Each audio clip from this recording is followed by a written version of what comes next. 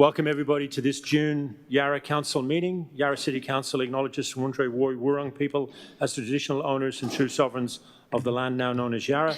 We acknowledge their creative spirit bunjil, their ancestors and their elders. We acknowledge the strength and resilience of the Wurundjeri Woi-wurrung, who have never ceded sovereignty and retained their strong connections to family, clan and country despite the impacts of European invasion. We also acknowledge the significant contributions made by other Aboriginal and Torres Strait Islander people to life in Yarra. We pay our respects to elders from all nations here today and to the elders past, present and future. We have all the councillors here in attendance with the exception of Councillor Davies. We've got apologies from him. We've got a motion for a leave of absence for Councillor Wade for the period from the 15th of June to the 16th of July of this year. I'm happy to move that. Would anyone like to second that? Councillor Mackenzie, all those in favour? That's passed unanimously. There are no announcements that I'm aware of. Councillors, I'm going to ask each of you to make a conflict of interest declaration. You may respond with I do to the following question. Do you declare that you have familiarised yourself with the matters being presented to this meeting and that you do not have a conflict of interest? I'll go through it in alphabetical order. Councillor Aston? I do. Councillor Crossland? I do. Councillor Gomez? I do. Deputy Mayor Harrison? I do. Councillor Ho? I do. Exciting meeting at Richmond Town Hall. We were all there. Would anyone like to move those minutes? You weren't there for the duration. You're all very shy tonight. I'll move them. Would anyone like to second it? Councillor Gomez, thank you. Okay, if there's no discussion on that, we'll just put it to vote. All those in favour, please raise your hand. That's passed unanimously. Welcome, everybody. We'll go through question time first, then we go through the business items. Question time, first up, Mr. Herschel Landis. Herschel, if you're here, welcome.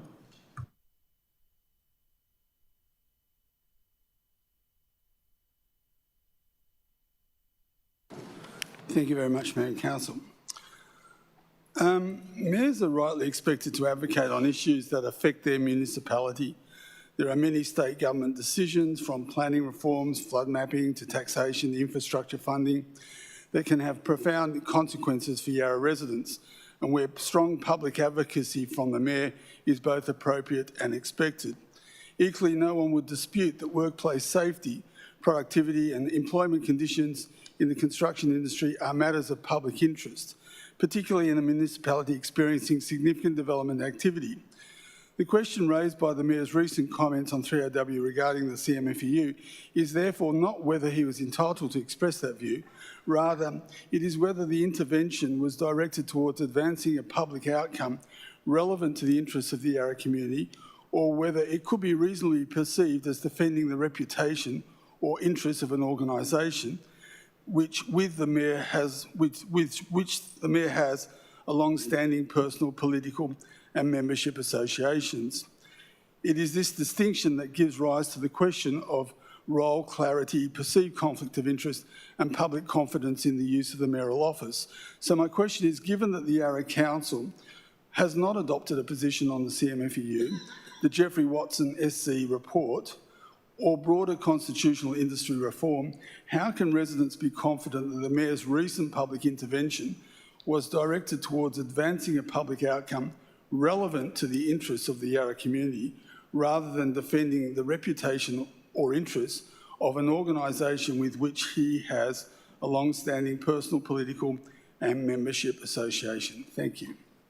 Thank you, Mr. Landis. I'll take that question myself. Thank you for the question. I think it's actually a very, very good question, and I'll answer it in three parts. Sorry, just before I do answer it, there's a lot of feedback here. Could we ask somebody to sort that out? It's fixed now? Oh, that's great. So sorry about the feedback. Well, first point I'd make is lots of people support free speech except when they don't. People always support free speech when people are saying something, other people are saying something that they agree with. But when somebody says something that you don't agree with, that's a real test of whether you support free speech or not. So I think that every councillor who's elected, every mayor, every citizen of this country is entitled to free speech, unless you're calling for somebody to be killed or something of that character. But as long as it's within the framework of political debate, everybody's entitled to free speech. The problem with with the logic of the question, in my opinion, is that if you're a member of the public, you can say what you like, but if you're a councillor or a mayor, you've got fewer rights. So I think as a free speech advocate, we should be encouraging free speech. If people don't like what I said, that's absolutely fine. I think most Australians will probably disagree with what I said on this matter. That's fine. Let's have the debate. Don't try to shut somebody down. We spend too much time not debating issues, but trying to shut down people that we don't agree with. The second point is that at no stage in that interview, it's on my Facebook thing if you want to have a listen to it. I was very happy with the interview personally. Did I ever say that I was speaking as a councillor, let alone a mayor, or on behalf of Yarra Council? What happened was, I'm on that show, it's Jackie Felgate, she's very, very popular, good friend of mine, a great radio show. She invited me on with a right-wing councillor. She asked me to source her a right-wing councillor. I found her a Liberal councillor, Tom, they call him Tom from Toorak, Tom Humphreys from Stonington Council. And we came in there that day, a couple of Mondays ago, Herschel will tell me if I've got that wrong, or Mr. Landis, I should say, to debate council issues, 30k an hour, potholes, cost shifting, and it got hijacked by, see, it's interesting, and in the words of her producer, it was also very good radio. Apparently they had more hits on it than any time they've ever had a federal or state politician, so as Mayor of Yarra, I'm very proud of that. Thank you, Herschel. The next person is Joe Gagliano. Joe, if you're here. Might be a registration for the... Okay, we'll move on. The next person is Paul Jackson. Paul? Welcome, Paul.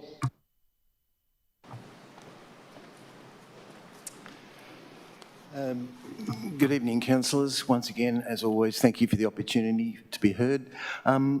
Last month I raised a question with regard to the public transparency policy, and the response was that we were going to wait for the lead from the state government on the matter, which led me to start looking at other policies at council that were overdue for review. Unfortunately, Yarra does not seem to have a public register of policies, but I got the first 2 or 3 that I looked at are well overdue. And I think from a governance and a risk management point of view, this is appalling. And I'd like to, first of all, highlight this to the councillors, but also my question then goes to what are we doing about it? And I think it really is an important issue. The policies that are overdue for review that I'm aware of, and I couldn't find them all because, as I said, there's no public register of all the policies, are the procurement policy, a very important policy. Personally, as someone who's worked in that sphere, I think it's rather weak. The other one was the staff and councillor interaction protocol. And you may be aware that recruitment is in the news in New South Wales court system for all the wrong reasons. I couldn't find a recruitment policy, but there may be one, but as I said, because there's no register, I couldn't see it. So anyway, let's move forward to my question, because I just would have thought that there would be ongoing monitoring and assessment of the existing policies. So keeping policies up to date is just a good management practice. But my question is, and I'll just read it because I know you like to get these exactly right. Has the Audit and Risk Committee been advised formally that key policies like the procurement policy, councillor and staff interaction protocol, public transparency policy, and perhaps others are well overdue for review? If so, what are the policies that are overdue for review, and what was the response of the independent Audit and Risk Committee members? Thank you. Thanks, Paul. Matt Boff, please. Good evening, Paul, and thank you for your question. As you know, we do have a risk and audit committee, and they've presented a biannual policy status report. So that's part of the ongoing cadence of that committee. And that provides the status of legislated policies that are required for council adoption under the Local Government Act 2020, as well as high-risk policies considered appropriate for review or oversight by that committee. The most recent report tabled at the March meeting provided a list of all council and organisational policies to the committee, as well as an approach to review outdated policies in accordance with the newly adopted organisational lifecycle framework for policies, plans and strategies. The Audit and Risk Committee members noted the work undertaken recommended the application of a risk-based prioritisation approach, meaning, of course, that those with higher impact or higher risk are tackled first. And so we're in the process of updating those at the moment. You'll be very pleased to know that at the next Risk and Audit Committee, which is in July, we will be taking our procurement policy, which is one that you've noted there. But certainly we have a system that we use to track all of that, and certainly we have very strong governance around the way that we deal with ARC on that. Thank you. Can I ask a follow-up question on that, please? Deputy Mayor Harrison, follow-up question? Yes, so Mr Jackson has raised the public transparency policy, I believe, at the last two council meetings. Can you specifically comment on that? Because I believe we were told at the last meeting there was some kind of issue holding that up, and I just wonder if we are in a position to... Policy, something like the exceptional policy review is being done in the next 6 months. Sorry, I'm going to get the terminology wrong on that. But we are keeping track of that through the MAB, and all the councils are waiting on that to come through, and we will adopt the framework that falls through that. Just before you do, Paul, CEO wants to respond as well, and then I'll... Through you, Mayor, Deputy Mayor, the public transparency policy is a requirement arising out of the Casey investigation, Operation Sandon. The state's intention is that there be a standard policy be applied to all councils. So the approach we've taken is to not progress that work because it'll become redundant very quickly, and that work is imminent, is our understanding. Matt, your microphone's still on. Paul, I'm not supposed to allow people to come back and say no, but I'll make an exception in this instance only because the Deputy Mayor's raised this important issue. Paul? I thought I was entitled to ask a question of clarification under Governance Rule 53.2. Yeah, I've just been told. You're quite correct. Thank you. Yeah. My follow-up question is, you mentioned that the Audit and Risk Committee has been notified. In the past, from the Audit Risk Committee, not that there's a lot of information within there, but often the reports from the CEO has been oral.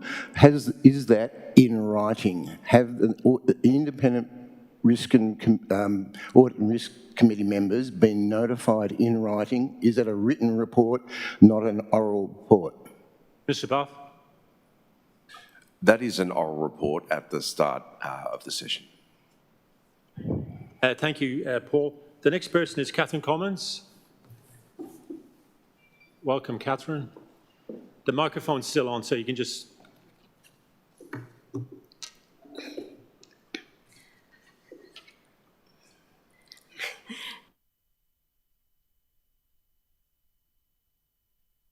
You've turned it off. Oh, somebody's turned it off. Oh, sorry. Oh, do you want, I can swap seats. Go ahead, Catherine. Thank you. Mayor, councillors, Catherine Comans. I do have a question, but I've just got a few dot points first. Firstly, anyone that lives in Fitzroy or the community, we have no actual rights to park our private car on the public streets, which I've mentioned multiple times before. I just wanted to put that in there. Council plans has a requirement to actually reduce emissions. The way that the community can help do that is obviously by transport, and that can be our biggest input into helping council to achieve that. And the major levers for behavioural change are cost and convenience.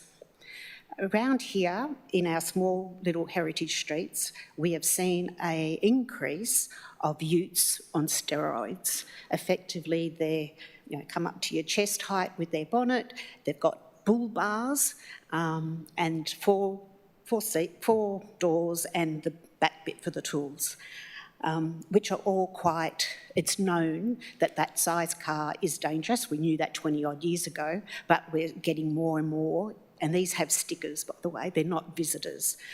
So my actual question comes down to, will or could the council, in its upcoming parking and curbside plans, create a either 5-year or 10-year plan so we can actually see ahead, which, if set out as a table, would have ICE or internal combustion engine column, a hybrid column and an EV column, and also separated by rows from size. So we could have the ones on steroids, people mover, the 4-door sedan and your small cars, and then ideally a 5th row, which would be your Australia, but that I assume that they will be coming, and price it accordingly in reflection with what the state government tells us that those car parks are actually worth. Can you do that? Members of that committee and the officers look at your request and process it, and either they'll agree, or if they don't agree, we can amend it. If the support come the council meeting, is support back to you. But it's always great when people come with new ideas, and I'll give you my personal word that we'll take that on notice and hand it over to that committee for review. Great. Thank you, Catherine. Thank you. The next person is Andy Lloyd. Welcome, Andy.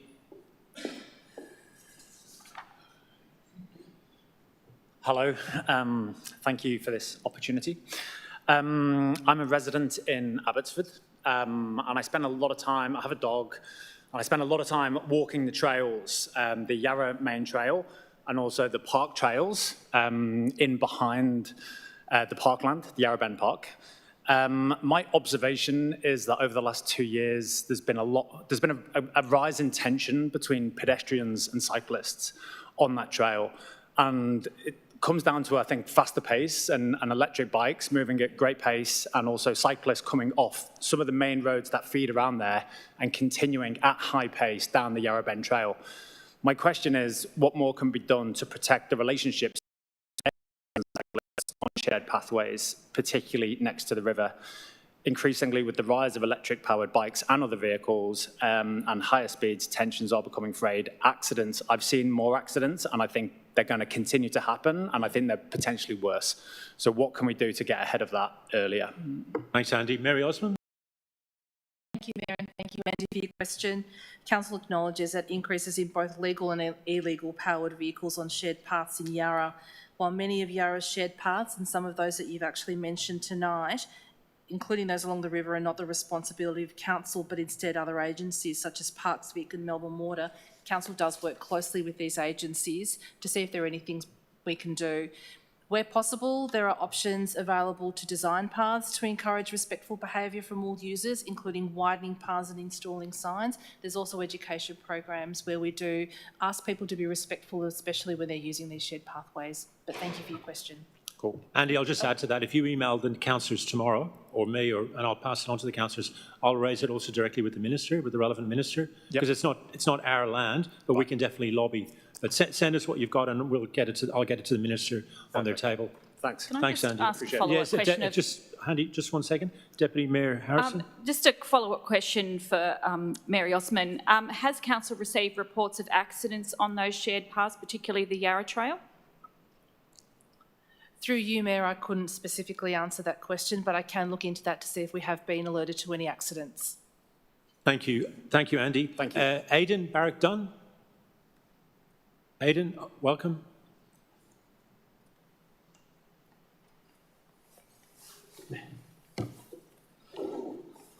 Just following some recent correspondence I've had with Paul at the council, just wanted to have a follow-up question. So regarding 30 kilometre per hour zones, in particular, what are the timeframes regarding a decision and implementation of a permanent 30 kilometre per hour zone in the current 30 k per hour zone trial area, which is in Fitzroy and Collingwood, given the successful trial ends on the 30th of June this year? Thank you, Aidan. Sam Hewitt, please. Thank you, Mayor, and thanks, Aidan, for the question. Council's collected a substantial volume of traffic data throughout the trial period, and analysis of this data will continue beyond the 30th of June 2026. Council will engage with the Department of Transport and Planning post-trial and present findings from the data analysis to support formal approval of permanent 30 kilometre hour zones in Fitzroy and Collingwood, and we'll also be asking Council to formally make a decision. In the meantime, 30 kilometre hour speed limits will continue to apply until we get formal direction from DTP, from Transport and Planning and Council. We hope a decision will be made on the future of the permanent trial speed limits this calendar year. Thank you, Mayor. Thank you, Aidan. Elizabeth Clark, please.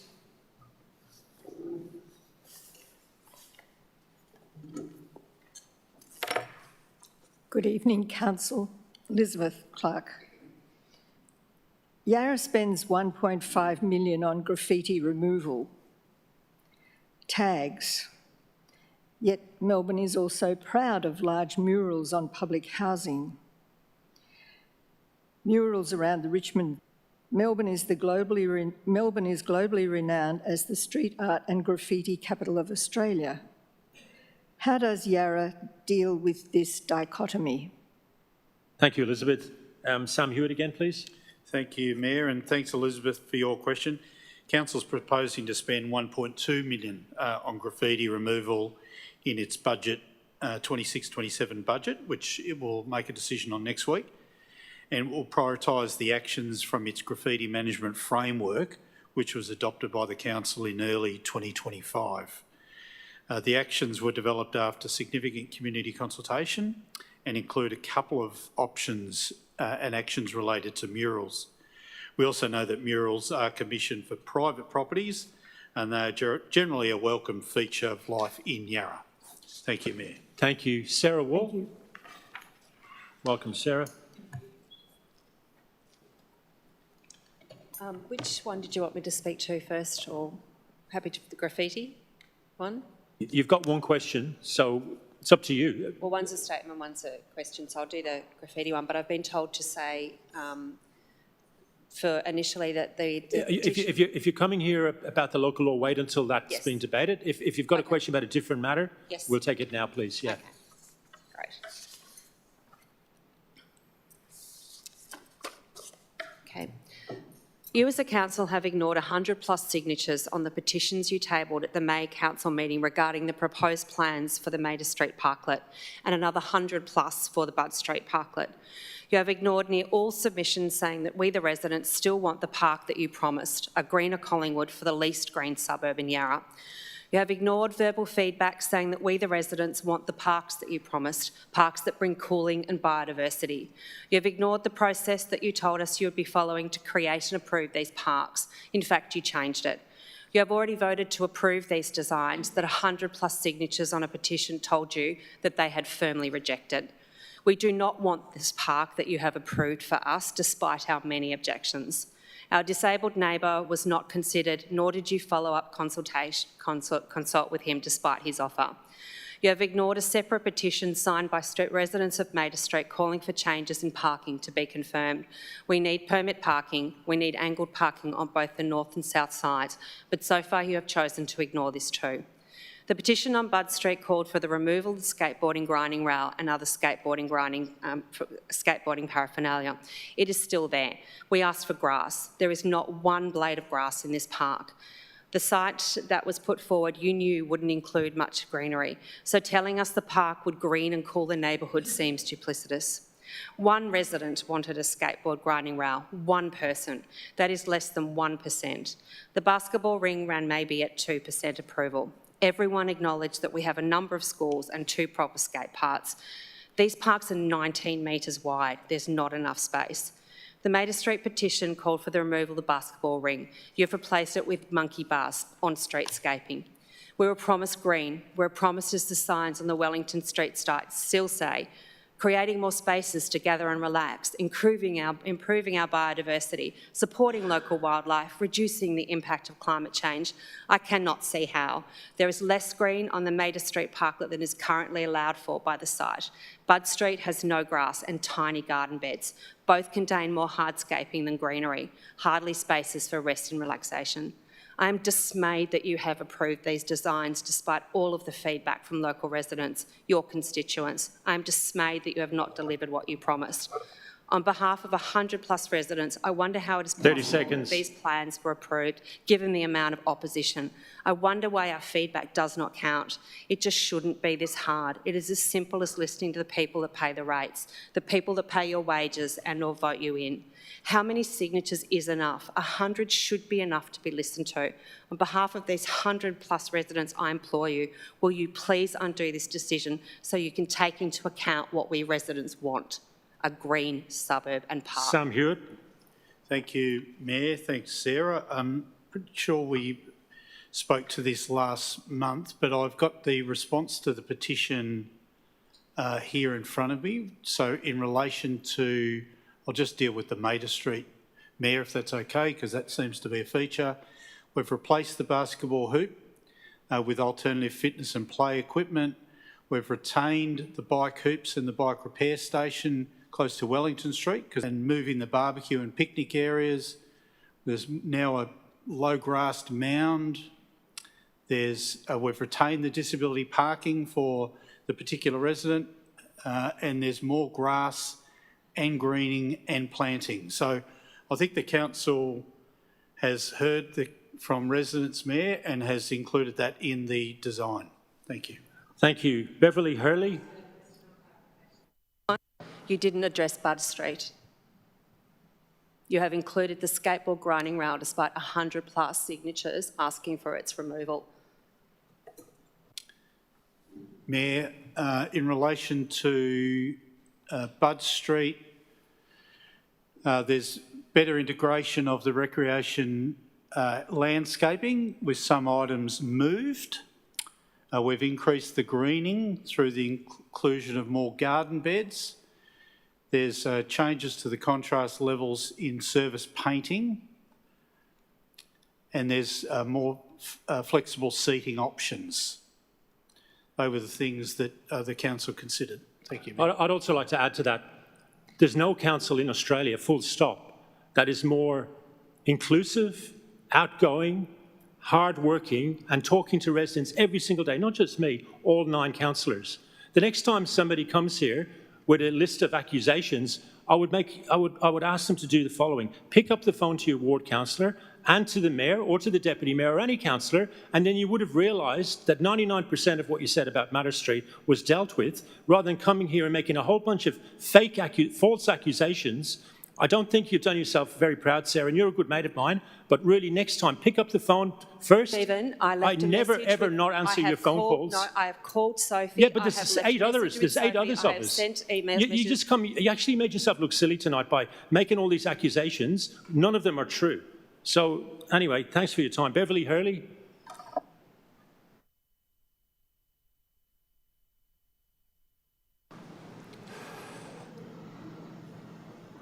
Good evening. This also relates to the Bud and Mater Street green spaces. The World Health Organisation defines urban green spaces as vital urban land covered by vegetation which cools the air, combating the heat generated and perpetrated by hard surfaces, and assists in stormwater management by absorbing rainwater and preventing flooding. Bud Street was advertised and sold to the public as a green space, a calm space encouraging sitting and pausing to escape the busy surrounding streets. The final drawings reflect an area that has a majority of hard surfaces and a grinding rail for skateboarders. The feedback on the skatable elements was mixed, and yet it has still made the cut. Seating is positioned with your back to the small amount of planting, so you can look at hard surfaces and the grinding rail. This does not look or feel like a green space aimed at reducing the heat of our urban setting. Changing the colour of the paint on the road and adding a planter box hardly constitutes listening to the community who asked for increased greenery and reduced hard surfaces. If the constraint for more greenery is the underground services that won't support plant life in this area, my question is, why was this questionable site even chosen in the first place and then inappropriately promoted as a green space? I don't feel the site delivers on what was promised or even asked for. Thank you, Beverly. Sam Hewitt, please. Oh, can I just go on to Maida Street? Sorry, with my I remaining apologise. I time? thought you finished. That's okay. Keep going. To do with Maida Street, I feel like the commutable corridors for pedestrians and cyclists, as well as the enormous activity area, seem to dominate what was promised also and promoted as green space. After the initial drawings went out, there was strong public support for prioritising greenery, for tree canopy, for shade and grassed areas. Hard surfaces were to be minimised and play elements to be inclusive of all ages, without dominating the space, and to be low impact and flexible. The new drawings show, to my eye, a rather barren activity centre with high poles and no shade cloth. It seems too big for the space. It's located closer to the residents of Maida Street rather than perhaps more where the green, serene environment could be, which is positioned closer to busy Wellington Street. I'm trying to understand, why has the strong public support for prioritising greenery not been addressed, as we know that hard surfaces hold heat and create water runoff? I'm not really sure how activity area of poles transcend all ages and why it needs to be so large out the front of the Salvation Army Hall. Was this a prerequisite for them to have a hard surface out the front for future activities? Thank you, Beverly. Sam Hewitt, please. Through you, Mayor, both locations. The council considered that last month or the month before. If it helps, Mayor, I'd be happy to call both Sarah and Beverly tomorrow to talk through the particular concerns and why the council resolved to adopt those parks as they were. That might be the best way to fast track this, Mayor. Thank you. Thanks, Beverly. Are there any other have I missed out anyone? Public question time? No? Okay, we'll move along to council business reports. We've got 7. The first one is local law review, final adoption. We've got 4 registered speakers. They'll all get 3 minutes each. The first person is Sarah again. Welcome, Sarah. Sarah Wall.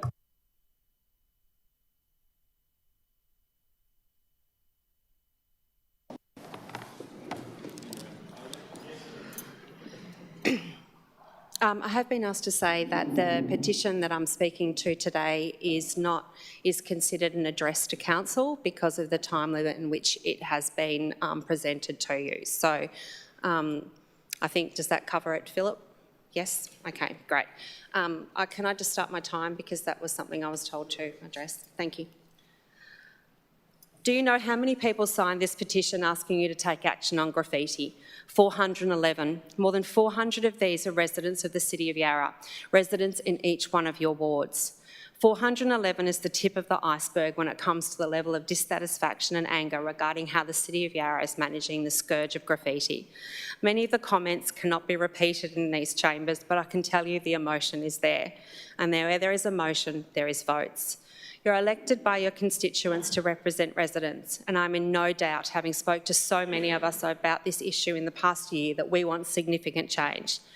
You have been redrafting the City of Yarra local laws since February 2025, a process that is completed every 10 years.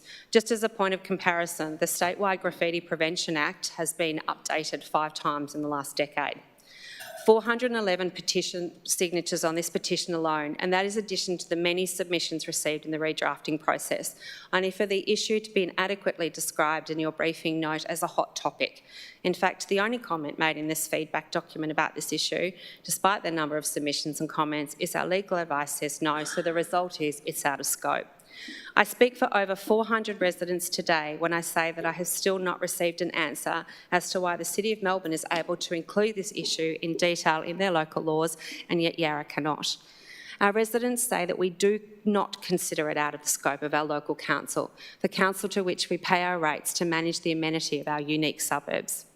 In case you have somehow not noticed why we want these changes, let me show why it is such a problem. You have 4 images of 4 buildings across our council. They're all in high-profile locations: Alexander Parade, Johnson Street and Victoria Street. What these properties have in common, other than the fact that they're in the City of Yarra, is that these properties are unsightly. They significantly and negatively impact the visual amenity of the City of Yarra. This is not outside your scope, it is the scope. But unless you amend these draft local laws, these properties cannot be considered so. It is the broken window theory. The vandals come back because they say no one cares and it never gets removed. They come back because it is condoned. They come back over and over and over, and it spreads like a virus. The image marked 5 is across from Gold Street from the old Provins, evidence of the virus spreading. In fact, right up to the top of the heritage-listed Shot Tower and Clifton Hill. The last site is the site on the corner of Wellington Street and Maida Street, the site on which you're planning that parklet. The vandals cut through our chainmail fence, entered the property on 2 nights just in the past week and tagged the community hall. It is a building of significance in the City of Yarra. Please, Councillor, we urge you to change the local laws. We urge you, at the very least, to include graffiti in the definition of unsightly property. Thank you. Thank you, Sarah. Shane Delphine. Welcome, Shane. Thank you, Mayor. Thank you, councillors. So on page 50 of the agenda tonight, in the local law engagement report, the following statements can be found in relation to electric vehicle charging. And I quote, "The proposed local law includes provisions that allow residents to apply for a permit to charge an electric vehicle from private property to council land where appropriate." And that further scope this is fantastic news. YCAN has been urging council to come up with suitable regulations regulating home-to-vehicle charging for some time. We believe that it's a reasonable expectation for households, especially those that have installed solar and batteries, that there should be a mechanism enabling them to charge their electric vehicles with self-generated, emissions-free electricity. However, just some queries. I can't find, that was a great statement in the agenda, but I can't find any reference to the proposed home-to-car charging permits anywhere in the local law. So either maybe it's not in there, maybe it's a statement of intent rather than a statement of something that's actually in the law. So it's a little bit unclear from that statement whether it's actually in the law or it's going to be added into the law. And so if it is in the law, can you please tell me where I can find it? And if it's not in the law, can you please tell me when it's likely to be included in the law? What's the time frame around the inclusion of that? Because that would be we think it's one of the many solutions that is required for to really see some real uptake of EV ownership in the City of Yarra. Thank you all very much. Thank you, Shane. And we'll take that question on notice for the officers when we come to ask questions to them from the councillors. The next person is Peter Walters.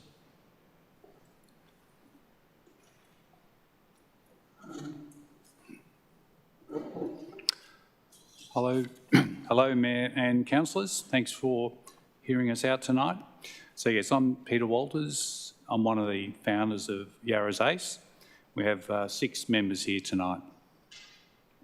So we're Yarra residents who have individually become fed up with the spreading, tagging, vandalism happening in some parts of the council. Most of us are property owners and ratepayers. We support commissioned street art. We think it's a wonderful part of our streetscape. We feel that tagging vandalism has public health implications. Consider the mental health of the elderly, families with young children, and vulnerable people walking their streets surrounded by intimidating tagging. How can we not together take steps to help prevent this? Fighting tagging vandalism requires a multimodal approach. This involves the police, the state government, the council, property owners and residents. One of these modes is the legal framework that's being discussed here tonight. We're concerned that the draft does not include graffiti, tagging or defacement in its definition of an unsightly building. Tagging graffiti is like a virus. If the buildings are sitting there in an unsightly state, vandals are emboldened to do more damage in the vicinity. We don't like seeing property owners having to pick up bills for vandalism, but owning an asset like a building brings with it responsibilities, financial, legal, as well as a moral responsibility to consider other stakeholders, like the local residents. There are owners who are completely passive about these problems, and we feel that this amendment will help energise them to take a range of available actions. We're asking councillors to put through an amendment on this and to vote in its favour. Thanks for your time. Thank you, Peter. Lee Hemsley. Welcome, Lee. Good evening, Mayor and Councillors. Lee Hemsley, Ray Street, Fitzroy North. I note that the proposed changes to the local law are designed to make it easier for people to use and understand, which is a worthwhile aim. However, there's a major omission within the footpath trading policy that is still confusing many residents. Residents near the North Fitzroy Arms Hotel have repeatedly been told that complaints about footpath trading outside hotels should be directed to Liquor Control Victoria, on the basis that Council's footpath trading policy doesn't enter the walkway zone by them, have been dismissed by City of Yarra staff on the grounds that Council does not have jurisdiction over the conduct of liquor licensed premises. If that is Council's position, then the policy should say so clearly. Every reference to keeping the walkway zone should state that this requirement does not apply to venues that sell alcohol. That sounds absurd to me, but that's exactly what has recently been stated to me by staff, both in an email and in comments within tonight's agenda, that problems with footpath trading outside hotels are not Council's responsibility. If Council agrees that this is ridiculous, then the staff's enforcement of the footpath trading policy should make it clear that pubs are treated in the same way as any other business with a footpath trading licence. They should be required to keep the walkway zone clear of their patrons and street furniture. But if the staff's free pass for liquor licensed venues is what the Council has approved, that should be stated in the footpath trading policy too, so that we residents can stop wasting our time making complaints to councillors. Thank you. Thank you, Lee. That's the last of the registered speakers. So we're now going to ask councillors if they've got any questions to the officers. Just before Councillor Gomez, can we get the relevant officers to come sit up in the table here? Before we take the questions from the councillors, there are some questions that were sort of posed by the four or some of the four submitters. So not in any order of priority. I'll just start off with Shane Delphine's question about electric vehicles. You all heard that? Can one of you please respond to that question? Through you, Mayor. So yeah, the local law's been designed in a way to provide flexibility. So Darren, just move. Darren, this is Darren Bork, by the way. Yeah. Just move your microphone a bit closer to your mouth. Sorry. Thank you, sir. Yeah, so the local law's been designed in a way to provide flexibility. So we have general clauses that would be able to facilitate like something like that. There's no specific EV clause, if that sort of makes sense. So it's the way it's sort of designed in a way that we can adapt to any future strategies depending on the direction that council wants to take with EV charging. So there is that flexibility in there, but there's no specific clause for EV charging. Thank you. The next question that I've got written here from the submitters was from Lee Hemsley in relation to the footpath trading question in North Fitzroy in particular, but generally. Just introduce yourself and answer that, please. Yes, that's Steve Alexander through you, Mayor. So with the street furniture in particular, the local law allows and really controls the placement of goods and tables and chairs and so forth. And council officers do patrol and will regulate the placement of those goods when they're out of order. Liquor Control Victoria is the primary responsible authority in relation to any behaviour outside of licensed premises. Licensed venues are very complex. The licences themselves can vary, and given that Liquor Control Victoria has amenity clauses, my understanding is they do go out there and they will enforce against anything that they feel is a breach against the amenity in relation to anything to do with liquor. And one other general question from, I think, Sarah Wall and Peter Walters at least, is in relation to, I mean, just FYI, there's amendment from councillors on the graffiti question, which I think the residents will be happy with, but we'll get to that in due course. So in terms of tightening up and dilapidated buildings, so I'm an owner of a building, I ignore it, I let it go to rack and ruin, I'm living maybe overseas or interstate, I don't really care if there's a building in Collingwood or somewhere else that's racking and ruin. You've got stronger powers now, is that correct, to deal with that? And if so, can you explain that in a little bit more detail?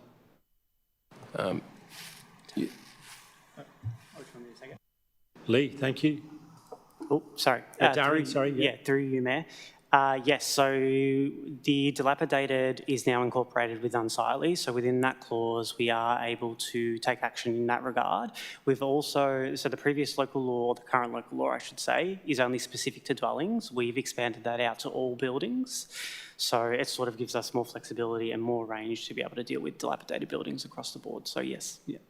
Thank you. So we're now going to go to questions from councillors, starting with Councillor Gomez. Mr. Helmsley, when we used to be jointly responsible for liquor licensing? Yes, thanks for the question. They're through you, Mayor. Council has never regulated liquor in terms of the current local law or previously. It's always been regulated, previously known as Victorian VCGLR, and now the Liquor Control Victoria has expanded and is solely responsible and always has been responsible for liquor control in the open area. Through you, Mayor, may I elaborate on that point? Councillors would be aware that some venues would have had planning permits that also included permissions around liquor. A planning permit is no longer required. So council has in the past enforced planning permits where it included that, but the rules have changed now. Planning permit is not required for liquor. It is purely controlled by the Liquor Reform Commission, or sorry, their title I can't remember. That's okay. Just through you, Mayor, just to clarify, so in relation to granting of a liquor licence, previously in certain circumstances there was a requirement for a planning permit as well, so council had some control into giving that as a use provision. However, with that no longer required, it does solely sit under Liquor Control Victoria now. Thank you. Another question, Councillor Gomez?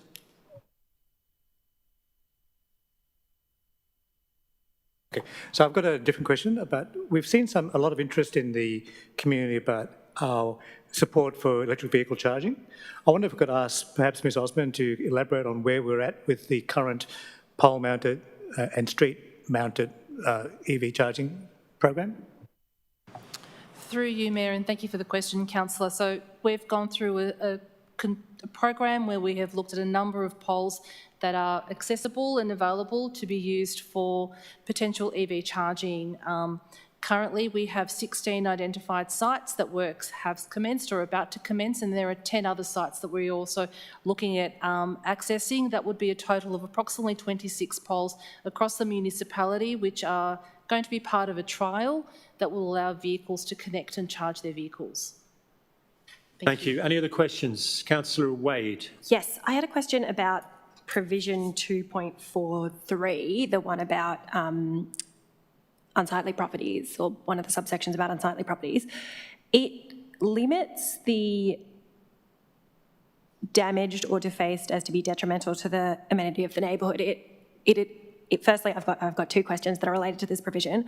One is it's limited to ones that are unoccupied or unfit for occupation. Is it necessary that we confine it to only ones that are unoccupied or unfit for occupation, or if ones that are looking defaced and terrible, could we take out the unoccupied or unfit for occupation? Is that a requirement? Darren? Yep. Through you, Mayor. Yeah, so we did some benchmarking with other neighbouring councils to see what they were doing. So we looked at City of Melbourne as per some of the feedback that we got from our community, as well as Port Phillip. Those two councils look at unoccupied and unfit properties or dilapidated properties specifically. They don't expand outside of that. So based on the feedback that we got from the community as well, it was mostly vacant property. So we just, as far as the clause 3 went, we narrowed it down to unoccupied or unfit for occupation properties. But to answer your question, no, there's, other than the feedback other than the feedback we received and the benchmarking with other councils, that was the reason. Yeah. Councillor Wade. I also had a question about, my understanding was that under the old local law, the phrase to be detrimental to the amenity of the neighbourhood has sometimes caused issues. Like, for example, and I won't name an area, but where there was one building that was defaced so badly that, you know, it looked terrible, but there were also 3 other buildings on the same block that looked terrible. It meant that it was hard for us to prosecute any individual because it was hard to say that they were being detrimental to the amenity of the neighbourhood because the amenity of the neighbourhood was already very bad. Could you please speak to that section of that clause and why we require it to be in there? Yes, I can answer that through you, Mayor. Unsightly property, and in particular specifically to graffitis, to find a particular person responsible, and that's why we've looked at sort of zoning in a little bit to the unoccupied premises and putting some onus on that specific provision as an unsightly general, and it does need to have a threshold detrimental to the amenity rather than simply because you have a particular mural or a painting or a graffiti that you are responsible strictly for that offence. It's just problematic through legislation, that's all. Thank you. Anyone else? Okay, I'm looking for a way forward. I believe Councillor Gomez has a way forward. You do? I do, yes. Just explain what it is first up. Don't speak to it yet. And then if you're the seconder, I'll let you speak to it, yeah. I'll be introducing a motion essentially to try and cover some of the points raised by submitters tonight on both sides of the question, from, for example, what Ms Clark said and what the Yarra Ace and Ms Wall said. Have you got? Can we get that on the screen? Is it on the screen? Yep. Brilliant. Have you got a seconder? Yes, I have. Councillor Hoey will second it, so you've got 3 minutes. Councillor Gomez starting now. Thank you, Mayor. So essentially, I'd like to thank the officers for working with me over the last few days to try and do something that recognises the community's interest in this. I think we've heard both sides of the equation tonight, where we've heard people who do appreciate what is regarded as graffiti or pleasant graffiti and artwork versus what people's attitudes are towards tagging. It's very difficult for us to be very definitive and very specific about the definition of that. So I've moved this amendment essentially to achieve a few things. One is to ensure that we are doing no more, no less than what is available to us under the State Government Act for graffiti prevention. The second one is to provide a bit more clarity around the issue about the treatment of graffiti for land that's not, buildings or private land that's not occupied or unfit for consumption. So I've explicitly asked that graffiti be regarded as part of that clause, 2.43, for those who are following along.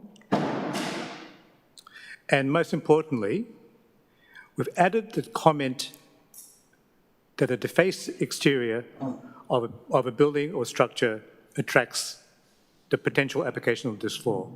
That tries to give us a bit of flexibility and a bit of coverage around the issue of what constitutes the community's concerns about properties that are not perhaps could be regarded as being defaced.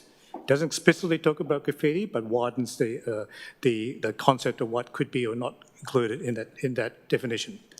So that's essentially where I've left it at. It's been a difficult thing to achieve, to balance out all the objectives, some of which are competing. I think this presents a reasonable way forward. I think it tightens the law, gives a bit more clarity as to what we're trying to achieve, and gives, most importantly, our officers clarity as to what they can and can't do.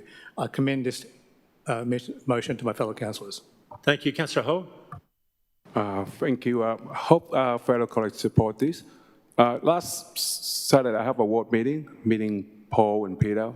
They want clarity what the definition about graffiti and tagging. So hopefully this amendment, what happened on Victoria Street, it's become like a virus, like you say. You paint it and then someone tag or graffiti. So hopefully this amendment you guys support to change for the better outcome. Thank you. Thank you. Would anyone else like to speak on this amended motion? Councillor Aston. Sorry, am I able to ask Councillor Gomez a question? Yes, of course. Great. Ken, is the intent of this to deal with sort of properties that are sort of, to use a different, and to use a blank term, like land banked, for example, and it's not about penalising property owners whose property has been defaced? So, for example, in Victoria Street, the clock tower, you know, that's an occupied building that's regularly targeted, versus, you know, the property on the corner of Gibbs and Gibbs and Hoddle Street, the old Honda thing, which is vacant. So is this saying that those two things would be treated differently? Councillor Gomez. The concept that I'm trying to adopt here is that private property owners are responsible for managing graffiti on their private property. So apply. It doesn't seek to penalise anyone whose private property has graffiti that in their minds is acceptable. Does it clarify? We're not trying to increase the scope of our local laws to go and penalise myself because I've got something on my wall that I regard as street art, but perhaps others don't. Anyone else? Councillor Crossan, Deputy Mayor Harrison. Look, all I've got to say on this is I, as a councillor, I've received a lot of feedback from community members about their concerns, but I've also received an email from a property owner, or actually the family member of a property owner in my ward, who said the costs of actually fixing the graffiti to the first floor of their property would be costing in the range of $42,000. That was a bill that was expected to be met by a 92-year-old woman who was trying to let her property so that it would cover her nursing home fees.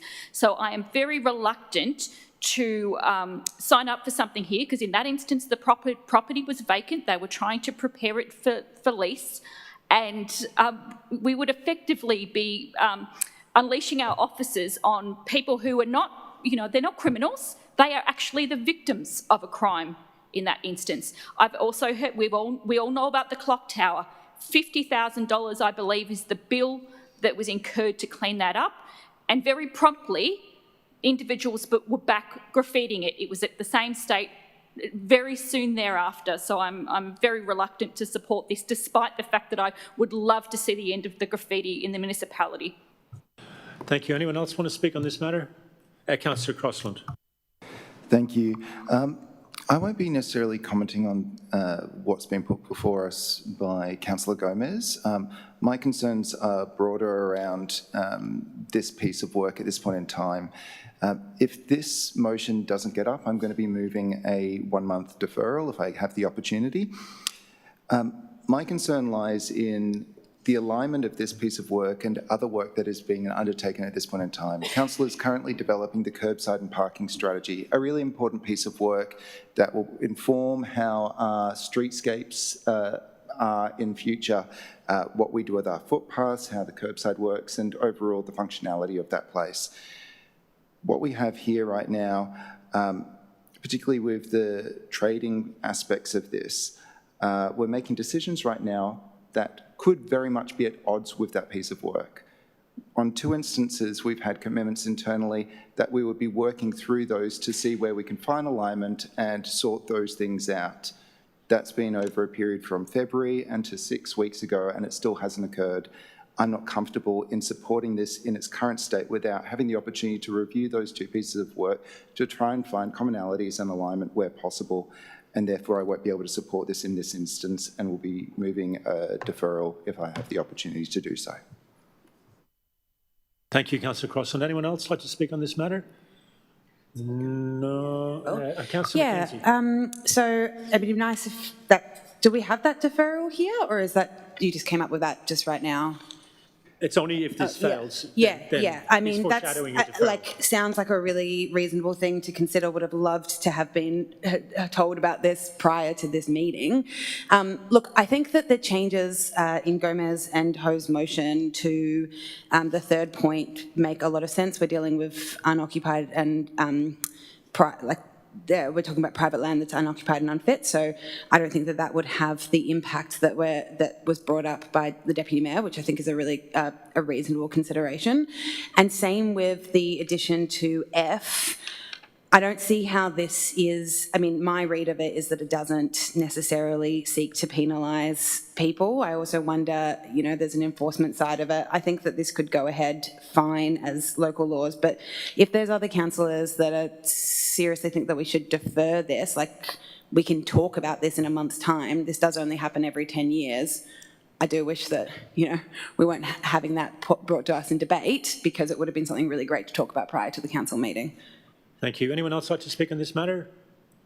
Councillor Wade.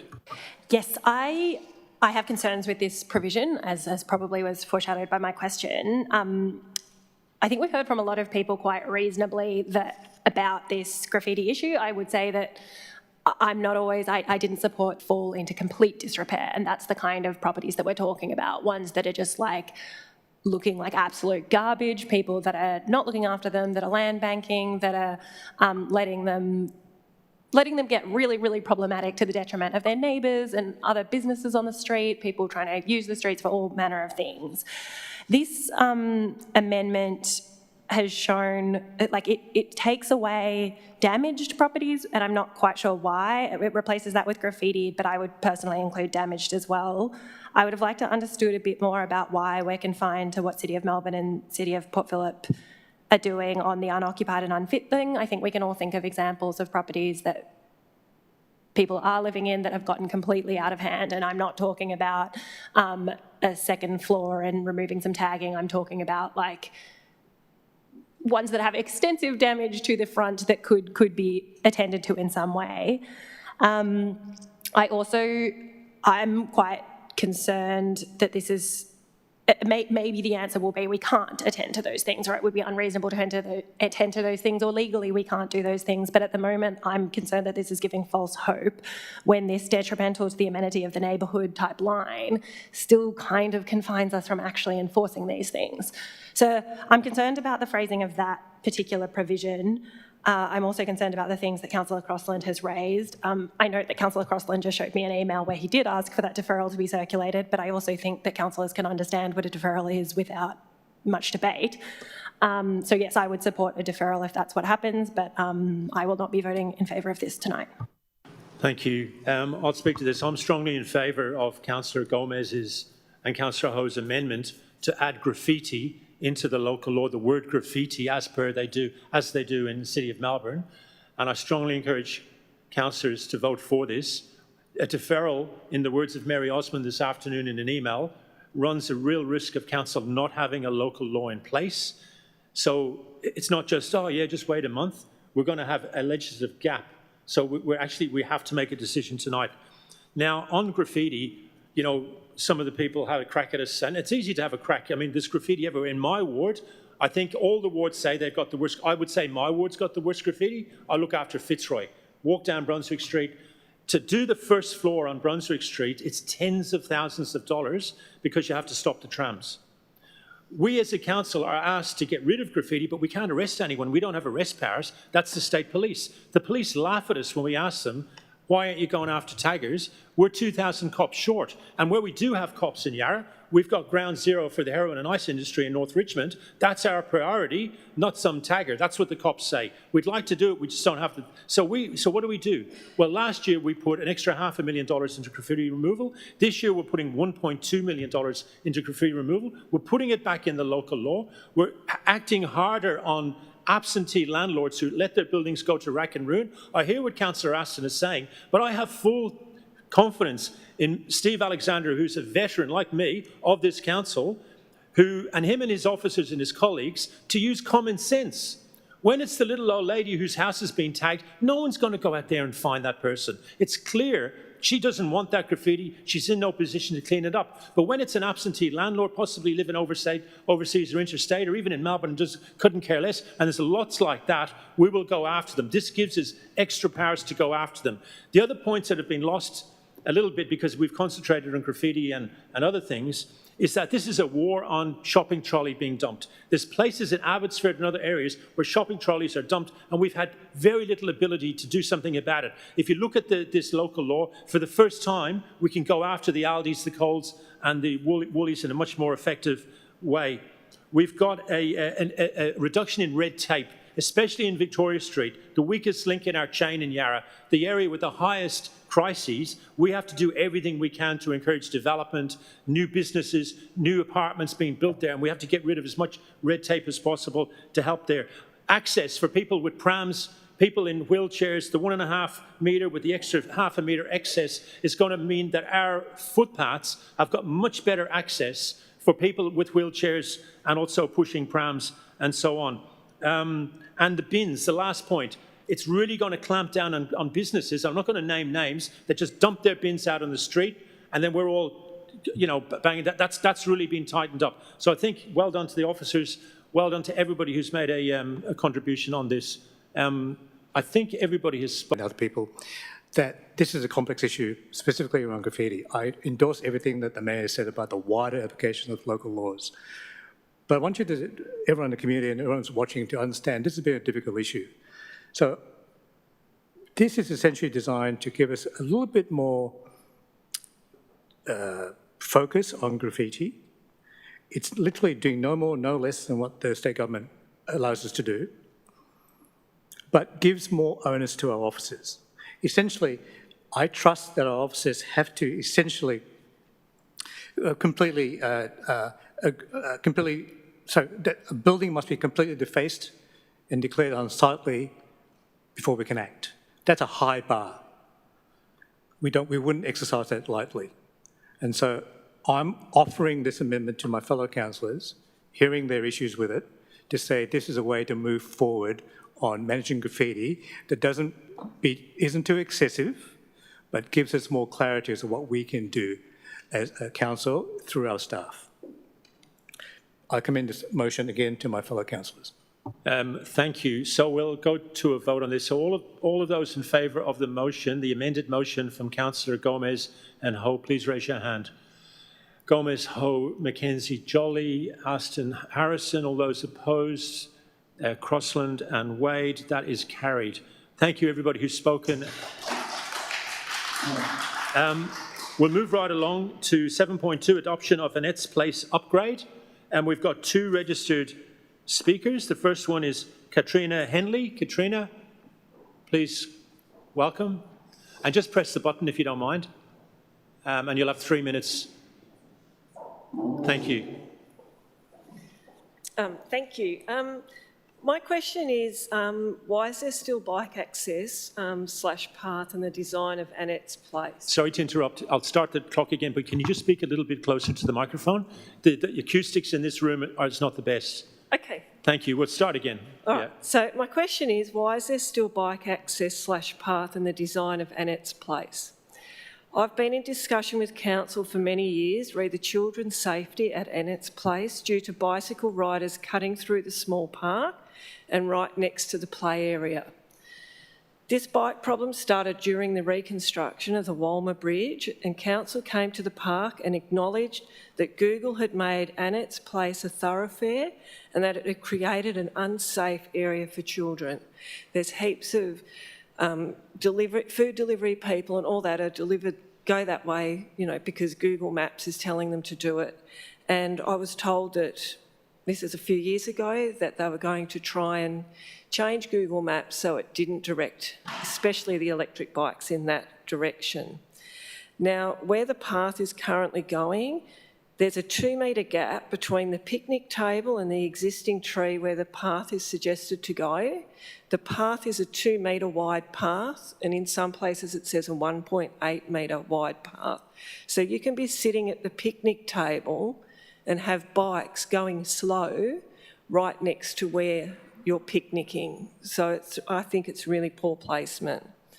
So I wouldn't want to have a picnic or have children having a picnic in that area with bikes going slow, fast, or anything like that. So the community's concern's always been about removing the bikes. If removing the bikes is too hard, can we get them to dismount and walk their bikes through the area? It's a small park, there's lots of children, there's lots of dogs. So there is already an existing path to the Yarra Trail at Annette's Place.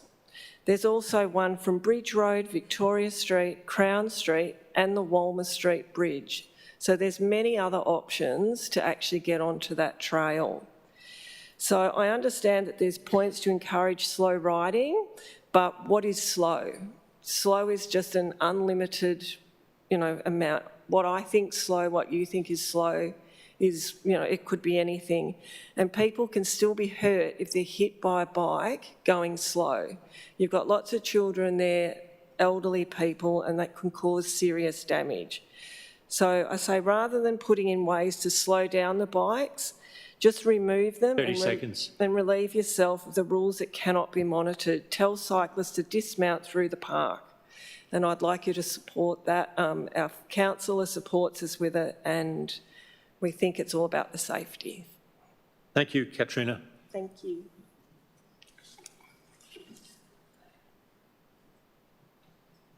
Thank you, Mayor. Thank you for the Thank you, opportunity. Liz. I guess as a member of the local community and a regular user of Annette's Place, I can't overemphasise my disappointment in this draft report. Our community has been asking for two things for a very considerable time. One has been that council recognise and deal with the physical risks to park users by stopping the bikes and the e-scooters transiting through Annette's Place. Our second issue has been to ask council to act to reduce the speed of bikes barrelling through the gap from River Street to River Boulevard. This report ignores our requests. The requests were put verbally by the community consistently at the consultations and in the petition that was signed by 101 users of Annette's Place. That petition was gained within 2 days, by the way. So if we'd tried harder, we probably would have got 400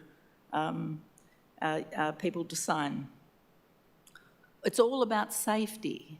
There's not a single mention in that report of any safety concern raised by our community, particularly for children. The only time the word safety is used is a mention of the Road Safety Act. The word risk appears 3 times, twice as a construction cost issue, and once as a consideration of snakes potentially inhabiting garden beds. There's no other analysis. Children wander and they choose to have different activities in parks. They don't stay in one area. They love to play ball with the dogs. Families using the park have dogs.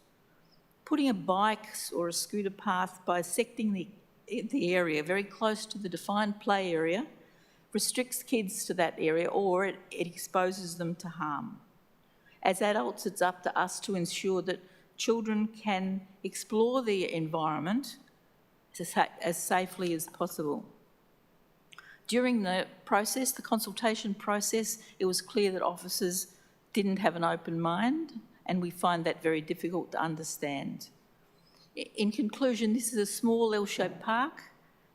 It's not suitable for cyclists to go thoroughfare. 30 seconds. And the safety of the community, including the old people, like myself, is really quite important. Children first, I guess, but we look to council to actually consider that safety issue.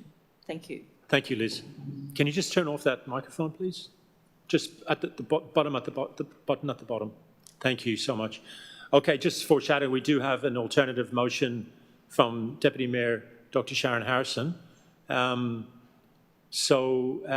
there any questions to officers? Councillor Harrison? I'll let the officers come to the front.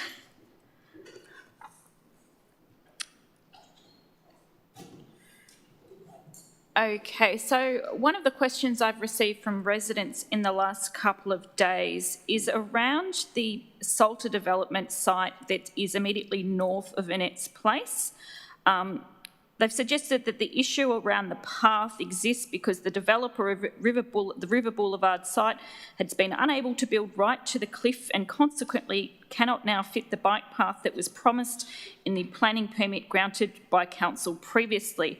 Now, having reviewed the what was put to council on the 17th of December 2024, the plans do indeed show a ramp connection to the Salter site from River Boulevard. So I'd just like some advice from officers around the amendment application that I understand is presently with council and some clarification around why there can't be a path to the north of the site. Mary Osmond, please. Through you, Mayor, councillors, I don't have the amendment plans in front of me, but if you give me a moment, I'll be able to look at those to see what is actually being proposed by the amendment. So while we're waiting for that answer, we might go to any other questions and then we'll come back to that. Councillor Mackenzie. Thank you. If sorry, I'm sort of foreshadowing, but if the new path connection was removed in these plans, how are cyclists able to make sure that, how are cyclists able to connect to the main Yarra Trail in other... Connects to the main Yarra Trail. Otherwise, it's going north past the Salter development and around. Yeah. Thank you. Councillor Wade, and then we might go back to to Deputy Mayor Harrison's question. Sure.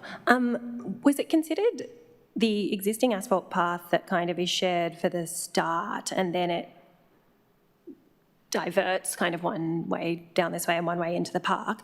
Was it considered to separate them at any point so that cyclists and pedestrians could be separated? No, there was no separation between them on that shared. It's a shared user path. So. Councillor Gomez, yeah, jump in. Just a very basic question to the team. If the bicycle path is removed, is that going to significantly alter or make the plans proposed unworkable?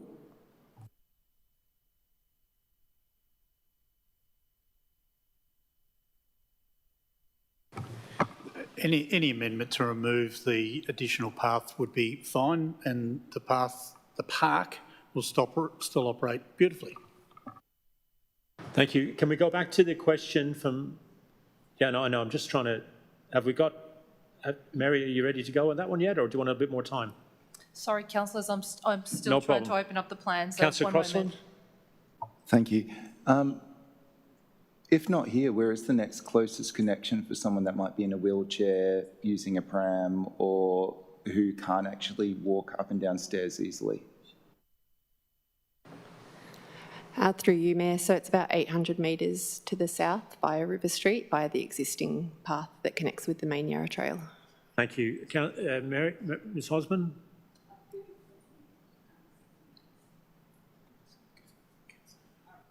Councillor Wade? Yeah, so we've talked about where the alternative entry point is. Would that also mean that anybody with disabilities that mean that they can't get upstairs would have to use that alternative entry point to the Yarra Trail to the south? Thank you for your question, Councillor. Yes, that's correct.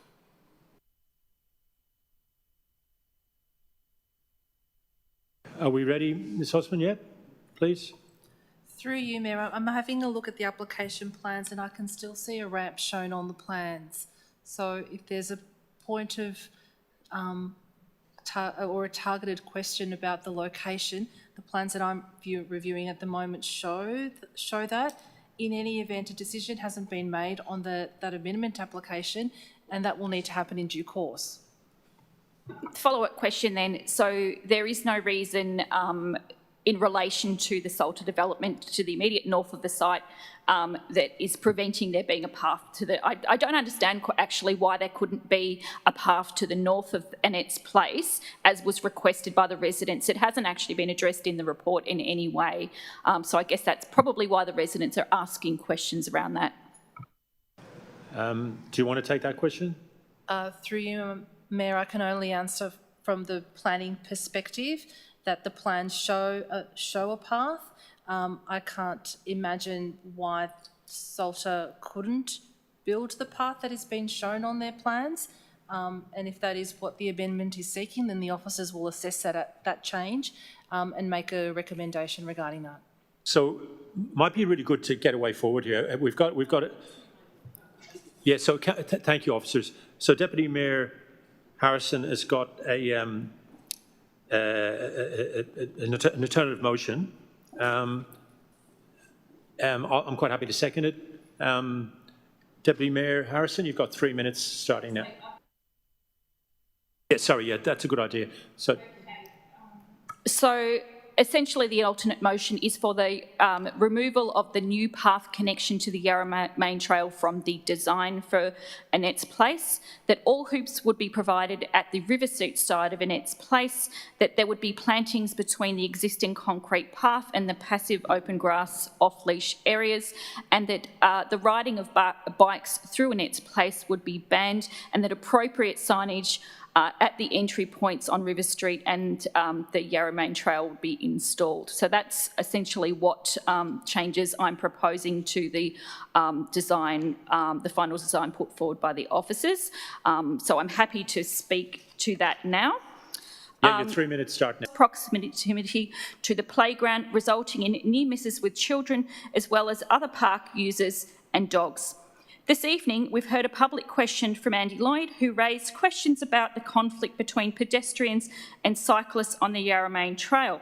We've heard from 2 users of Annette's Place who have highlighted safety issues with cyclists through Annette's Place. This includes delivery bike riders. I have received feedback from a community member who is a member of Council's Disability Advisory Committee, who shared feedback received from multiple community members, many of whom advised that they don't walk on the Yarra Trail due to safety concerns. The number one complaint is the speed of bike riders. No consideration or courtesy given to the users of the pathway. The number 2 complaint is abuse. Some of these offenders view other users of the pathways as an imposition as they demonstrate their intolerance to pedestrians, wheelchairs, joggers, walkers, strollers, dogs, and pet owners, children with, parents with children and parents with prams, i.e. other users. The foul language coming from these people is a disgrace, and this is something that I've heard again and again from the users of the park and also the users of the Yarra Main Trail. Now, I just want to briefly address the suggestion that the nearest access point to the Yarra Main Trail is 800 metres away. There is a pathway immediately next to 13 and 15 River Street, which, according to Google Maps, suggests that that is only 160 metres away. There's also access to the Yarra Main Trail at Crown Street, which is a little further south to the street. The park Annette's Place is actually already accessible to people with wheelchairs. I've had feedback from people who have disabilities who say that they don't access the park from that route because of safety issues. So, you know, I'm really taking on board the feedback provided by community members, including 101 who, as one of the submitters advised tonight, signed a petition in the space of 2 days, 101 of them. Cyclists can dismount. They can wheel their bike the short distance across Annette's Place. There are multiple Yarra Trail access points that cyclists can use. Annette's Place is a small neighbourhood park. The bottom line is that allowing cyclists to ride through the park in close proximity presents a threat to the safety of other park users. We must balance the needs of all park users and require cyclists to dismount rather than ride through the park, which is a really reasonable expectation. Thank you. In seconding, I'll just say, obviously, the mantra of this council is as the population gets bigger and bigger and bigger, we have to share what we've got. And with large parks like Citizens Park, like Edinburgh Gardens, that means there's got to be place for footy, there's got to be place for sport, there's got to be place for a passive enjoyment of the park, for picnics, for people with dogs, and we have to better share and find ways to better share the parks. When it comes to small parks like Annette's Place, if you allow cyclists to zoom through that at the speeds in which has been reported, you're asking for trouble. So I think in parks of that size and that character, we have to, and this is the point that's made in in point 2 of this motion, we have to not allow that to happen. It's a basic safety issue for the kids and the parents and the carers who use that park and the elderly that use that park, and I'm very, very comfortable in supporting this motion. Would anyone else like to speak on this? Councillor McKenzie. Thank you. Thanks very much. I just wanted to move an amendment. Is that okay? Sure, just hold off. Yeah. Go ahead, Councillor Wade. I was just hoping to remove A, so leave everything else but remove A. Deputy Mayor Harrison, do you accept that? No, I don't. Neither do I. So would you like to move that as an alternative motion? Yes, I will. And yep, okay. So what we'll do now, just for those of you who aren't up on governance rules, is we're going to be debating the removal of 1A from the the Harrison-Jolly motion. So have you got a seconder to remove 1A? Councillor Crossland. So Councillor Wade, you've got 3 minutes to speak to that starting now. So what I'm proposing to do here, which you can see on the screen, is just to delete the removal of the new path connection from the Yarra Trail, but it leaves all of the stuff about banning people, which would mean dismounting, etc. I think this would be a better balance for what I'm kind of hearing people are saying today. It means that a new path would still be built. It means that people using the Yarra Trail can also get up to the park. So it's not just about people going the long way around. It means people with prams can access the path to the Yarra Trail directly. It's not just about people with bikes. It's about all kinds of people. But it would still allow other changes to be made to address some of the concerns about cyclists moving through that area. My preference would have been to kind of look at alternative design options to, for example, separate the cyclists from the pedestrians or do something like that. But I think this could be a good compromise position where the path itself is still built, but other changes are made to have that separation between cyclists and others. Councillor Crossland. Thank you. Look, I appreciate everything that Councillor Harrison sought to address here. With this amendment, I see no issue in supporting this, so thank you. Thank you. Would anyone like to speak to this amendment, for or against? Nobody? Okay, well, there's no right of reply to an amendment anyway, so we'll just go on a vote for that. All those in favour of this amendment to take out 1A, please raise your hand. Councillors Wade, Crossland. Against, Aston, Harrison, Jolly, McKenzie, Ho, Gomez, that's lost. So we're back to the original motion, and the next speaker was Councillor McKenzie. Okay, thank you very much. And thank you, officers, for this report.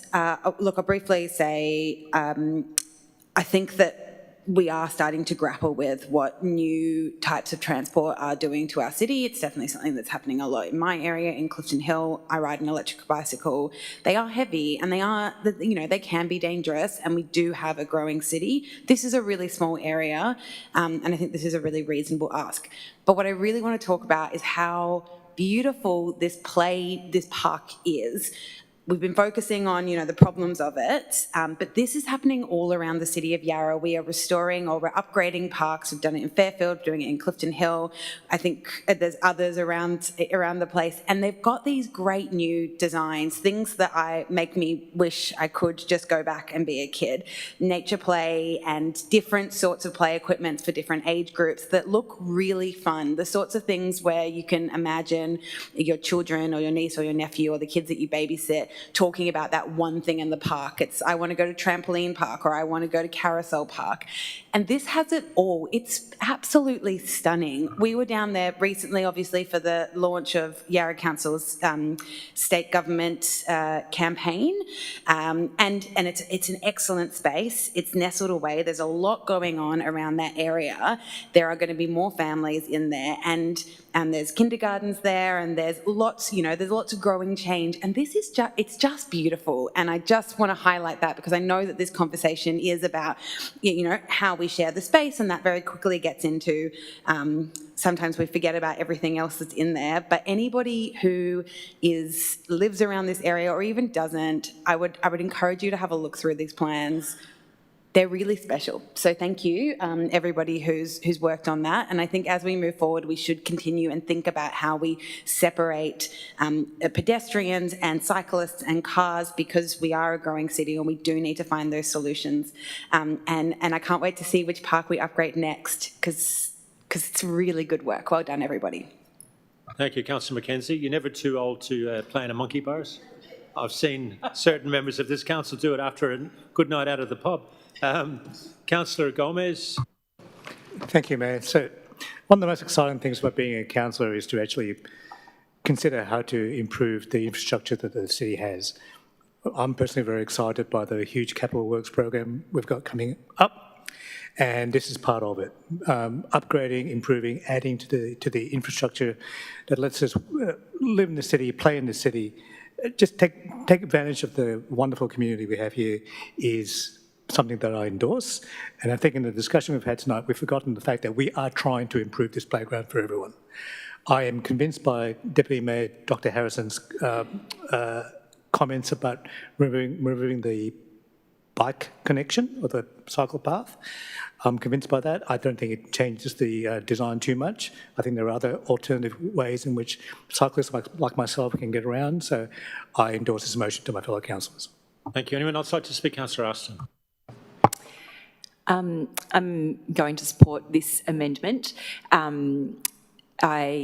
When my daughter was growing up, we were a frequent visitor of this park when she was a toddler, and it was a lot of fun then, but I second Sarah's comments that this looks like a really good come up with here.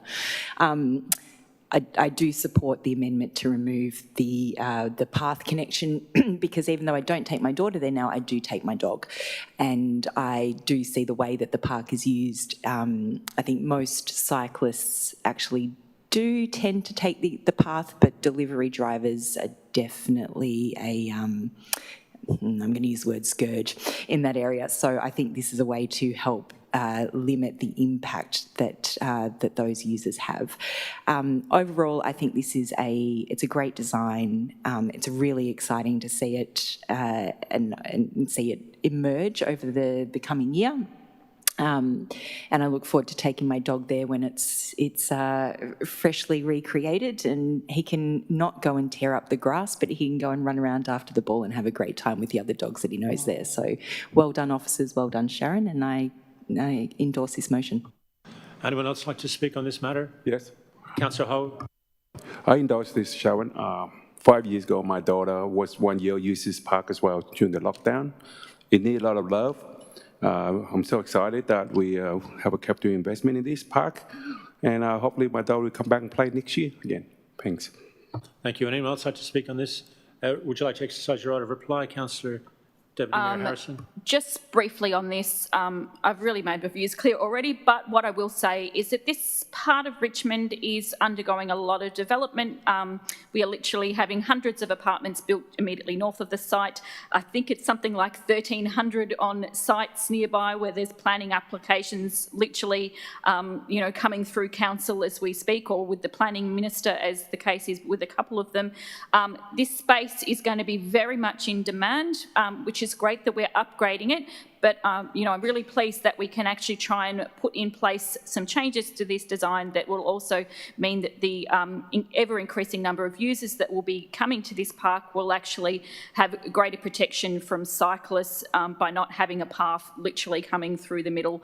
I hope that the cyclists will start to understand that they actually need to share these spaces, and that they're actually spaces that the community needs to share for everyone, and that it's not just some kind of way to transit from the Yarra Trail to River Street. So I'm really looking forward to this park being upgraded. There's some great new equipment going in for kids, and I hope it's a lot safer for them.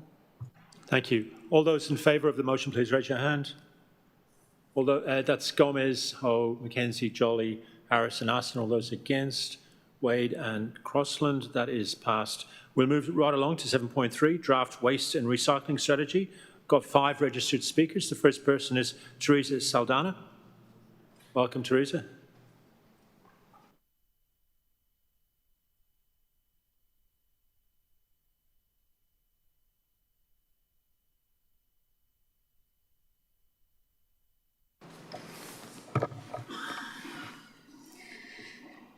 Good evening, Mayor, councillors, CEO and officers. I support many of the environmental objectives contained within the draft waste and recycling strategy. Reducing waste to landfill, improving recycling outcomes, and supporting a circular economy are worthwhile goals. My concern is not primarily with the strategy itself, but with the governance and transparency surrounding a waste collection contract worth up to $140 million over the next decade.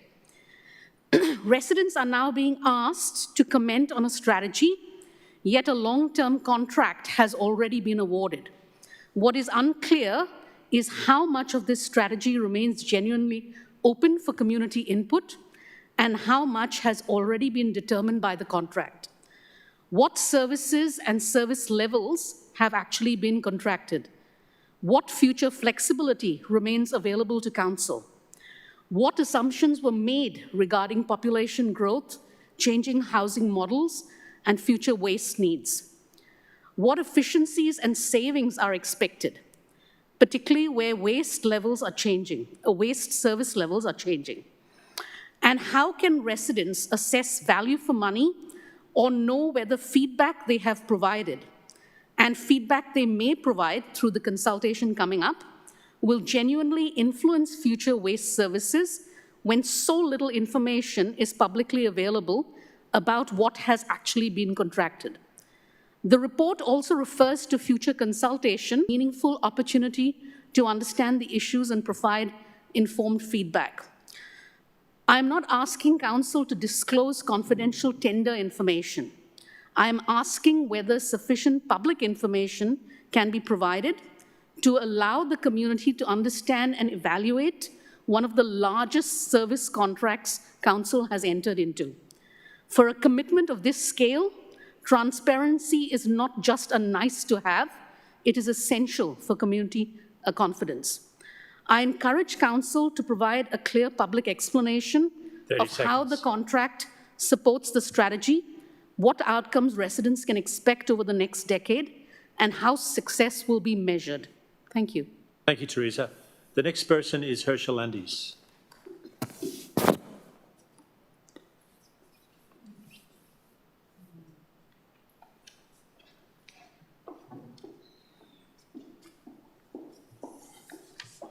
Thank you, Mayor. Thank you, Council. I support option 1, which allows the draft waste and recycling strategy to proceed to second stage consultation before final strategy is adopted later this year. However, this report serves as a reminder of just how much political theatre surrounded the opposition to the waste policy reform during the last council term. The first promise made by many of these councillors while campaigning against the waste charge was simple. If we win next year's council election, we will repeal the bin tax immediately. They won the election. The bin tax remains. In fact, tonight's report goes one step further by canvassing the possibility of replacing a property-based, value-based charge with a flat fee. Such a change would see residents in modest homes and apartments paying the same waste charge as those living in some of Yarra's most expensive properties. Apparently, concerns about fairness mattered more at the public rallies than they do in office. And the hypocrisy doesn't stop here. In 2023, these same councillors generated outrage over officers' proposals to reduce glass collection frequencies. Residents were told such changes were unacceptable. Yet tonight, there is a proposal to consider moving glass collections from fortnightly to every 4 weeks. What was once condemned as unacceptable is now being recycled as sensible policy. The reality is that many of the measures being considered here tonight reflect the same operational and financial realities recognised years ago. Had it not been for the political campaign surrounding waste reform in 2023, some of these changes could likely have been implemented much earlier alongside FOGO and the Container Deposit Scheme. To be fair, there is at least one initiative that deserves support, the continued rollout of solar-powered public bin compactors. This practical innovation introduced under the previous council reduces overflowing bins, lowers collection costs and demonstrates the value of evidence-based decision-making. Waste policy should be based on evidence, operational efficiency and fairness, not political slogans. I support further consultation, but I also hope the community remembers those who spent years attacking these measures before quietly consider adopting them themselves. Thank you. Thank you, Herschel. The next person is Mark Hoare.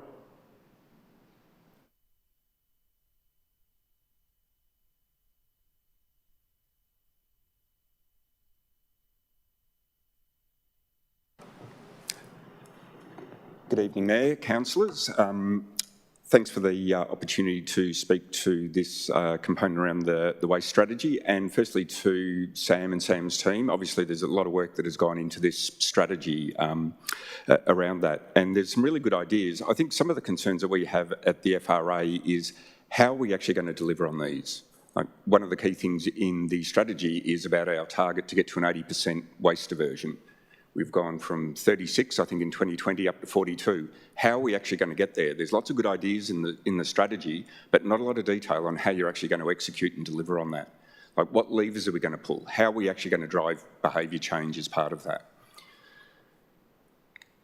And a few of the things that we had in there. So there was actually the strategic actions area, which was about looking at further consultation around the method of charging or recovering costs by looking at the rate versus charge, looking at additional efficiencies, cost reductions, etc. So again, is this coming out of the strategy? Are you developing policies? What are going to be certainly around the changing from, for the household component of the waste, from being a service rate to being a service charge? That was in the terms of reference of the strategy. It's noted there as that. But I think down on about page 300 and something, there's a little note that says that councillors will determine that in the next budget round or something like that. So is it actually going to consultation, truly, or has a decision already been made on that? And again, there's a whole bunch of discussion to be had around fairness, equity, etc., which has been had a few times. But you rely on benchmarking for cost reduction. So you say here that Yarra is actually about 40% below the other council averages for the cost of your red bin and your yellow bin. But for some properties, we're paying 2 times what every other council is. So there's a bit of a disparity there between, is it cheaper, but why are you being charged more for some properties? So a number of those things need to be looked at. And certainly the area around entitlement, when you come back to what's called fairness and equity, we talk about having additional access to bin services free of charge, but they're not free of cost. That cost is being shifted across to other ratepayers. And again, in that section there, it makes a note around businesses having 80-litre bins, and that's actually incorrect. You walk down Brunswick Street, Gertrude Street, all of these businesses have got 240-litre red bins. Those costs are being pushed across onto other ratepayers to actually subsidise it. So if we're going to have a fair service, there should be fair access and equitable access to the service to begin with. So absolutely support where we've got to with the strategy, but what we'd really like is a more open and comprehensive consultation as the second stage, and to see a bit more policy developed for the outcome and delivery. Thank you, Mark. Shane Delphine.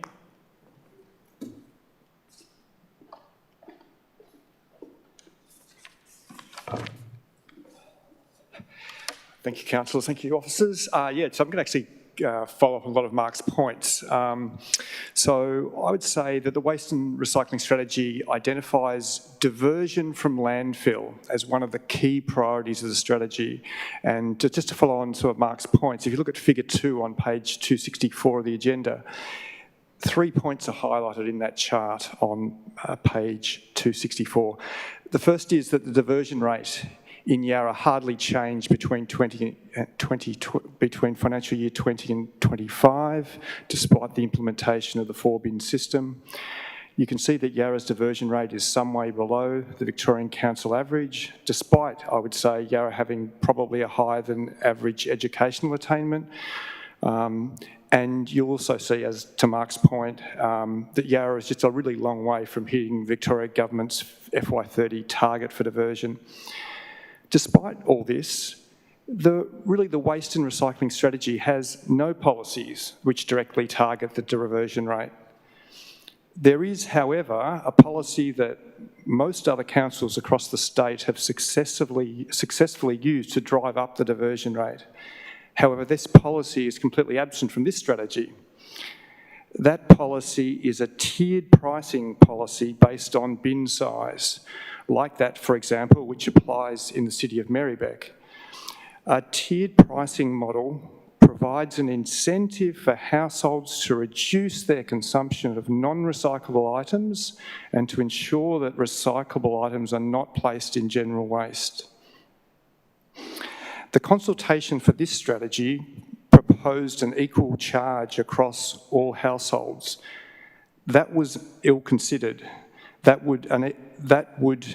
equal charge would not drive the diversion outcomes that we want to see. However, moving from a rate-based charge for household bin collection to a tiered charge, which is what I'm suggesting, based on bin size, is regressive. However, that change can be dealt with sensitively through a variety of measures. There are a myriad of examples to draw upon across the swathe of Victorian councils that are already using this policy, such as the City of Marybeck. 30 seconds. And such measures include transition periods, price caps for deserving households, and a myriad of other strategies that other councils have adopted to reduce the aggressivity of this change. I have no doubt that a change to a tiered pricing model based on bin size will occur, like it is in most other councils. The only question really is whether this council will make the change or will defer it to another council. Thank you. Elizabeth Clark, you're next. Street market are small, neat, efficient and provide a welcoming entrance to the market from Bridge Road. These trucks make it clear the market is generating less landfill and presumably the service is cheaper. That's great. Finally, the great ocean liner that is Yarra, which takes so long to slow down and change direction, is looking at waste and recycling. The contracts with the collection services need to be extremely flexible to allow for change. Textile recycling, yes. Compost buyback scheme, yes. Digital waste and recycling app, yes. But my main point is target the waste makers, the main waste makers. Show clearly that rubbish costs money. User pays, hit the hip pocket nerve, make it personal. If you don't make rubbish, you don't have to pay. Your landfill bin costs you this amount every year. Your glass bin costs this amount. A large bin costs more. Why don't we use that suggestion Marybeck uses? When you buy something, it's not just the cost you pay at the supermarket, it's the cost in your rates or your rent, the cost of the soil, water and the air we breathe. We know all this. I'm very wary of burning landfill and incinerators. Once that incinerator system is in place, it becomes a get-out-of-jail-free card. Nah, just chuck it out. It gets burnt, gone. But it hasn't. The smell of the plastic, what goes into the air, the water. These incinerators are like a ravenous beast to be fed continuously, endlessly. It's a system. And you're trying to solve one problem by creating another. On the TV last night, Sunbury residents complained they don't want an incinerator near them. Tackle the problem at the source. Put pressure on those causing the rubbish. Put the cost of disposal back on them. Ask people who are dealing with this disposal, what are the worst offenders? Push hard for responsibility for packaging reforms. Shop at markets. Gleadle Street is plastic free and it's easy. Shop for dry goods at Friends of the Earth in Smith Street. Take your jars and stock up. Take a jar to Coles deli counter. Ask for 200 grams of olives and they'll put them in the jar for you and stick a price sticker on the lid. No plastic tug, no plastic gloved hand. And good communication is vital. Formalise and promote shared bin buddies, share bins, make the cost savings clear in space and money. I thought Roseneath's recycling shop was not such a good idea, but I'll put my comments into my response. Thank you, Elizabeth. Thank you. Councillors, we're looking for, if there are any, questions to officers. Councillor Gomez to Mr. Hewitt.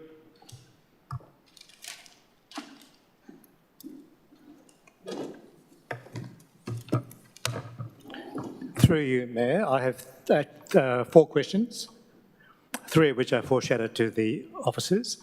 So in terms of the waste strategy, to address some of the comments made by, in particular, Ms. Saldana, can officers please outline the steps taken to ensure that the procurement process and the subsequent contract negotiations for our waste contracts achieve best value for council? Thank you for your question, Councillor. Through you, Mayor. The process was a rigid, solid process. We had Sam as the GM, we had our CFO, myself as the manager, Zoe as the coordinator, and an external probity team who overseen the entire process. We went through it, we negotiated BAFO, best and final offers, to get to where we got to in the end. Councillor Austin. I've got 2 more questions. Go ahead. Just follow-ups. Yep. So, thank you, Mayor. So, as a follow-up, can our officers outline how waste contracts can provide the flexibility to us as council, to implement the outcomes of the waste strategy, wherever it lands? Yep, thank you again, Councillor, for your question. Through you, Mayor. When we went to the market, we went with as much flexibility as possible within a waste contract without being vulnerable to the market. With your service frequencies, with 6 months' notice, we can make those changes under this contract. Councillor Gomez. So another follow-up question. I guess we're hearing a lot of concern in the community about the way in which we manage waste. I think it's a very reasonable thing to receive tonight and through the waste strategy consultation and the range of options that might be available to us. Thank you for your question again, Councillor. Through you, Mayor. We did give a detailed briefing at the May workshop on everything that we had heard back from the community, how we've developed the action list within the strategy to identify and work towards getting those goals set. Some of the biggest ones that we heard were the glass frequency, which is part of the proposal tonight for the resolution tonight. And within it, again, the contracts can be up and down scoped depending on councillors' needs and the community's needs. Yep, go ahead. Last question is basically the question from Mark from the Fitzroy Residents Association and Shane from YCAN. Are we going back to provide more consultation options or capability to the community on the waste charge versus waste rate question? Which, for many of us in the community think of it as a wealth tax rather than a fair way of charging for waste recovery. And the comment from Shane from YCAN, which is along similar lines of how we can use our pricing options, like a waste tier charge model that Shane was talking about. Would officers like to respond to that? Through you, Mayor. So we're consulting for the second time. The extensive consultation in 2025 resulted in this draft that you have before you. It includes an action, I think a midterm action, about how pricing is treated under this strategy. Anyone can offer a comment in this next consultation phase about how waste is priced and recovered. We're not asking a particular question, but nor are we asking a question about the Clifton Hill shop, as Ms Clark talked about. Councillor Aston. I have a few questions as well, but they're all kind of related. Just go ahead, yeah. So there's 2 components to our waste cost, if I'm correct, which is basically there's the collection and the disposal. Is that correct? Yep. Good? Yes, that's correct. So does the waste collection, does our waste contract include both of those costs? collection and disposal. Through you, Mayor, the collections contract that came to council in December of 2025 is for the collections only of waste, glass and recycling, plus our street litter and park litter bins. The CEO wanted to comment on that? No. Yeah, no is the answer. Yeah, that's fine. So which portion of our costs that we charge our residents and our businesses who get a council collection, and obviously the public waste charge, is the disposal our greatest cost or the collection our greatest cost? Through you, Mayor, waste and recycling amounts to about 10% of your overall expenditure, and it's expensive. Some of those costs are direct costs because like collection, and it's expensive in Yarra because we have rear-loading vehicles, not side-loading vehicles, to get technical.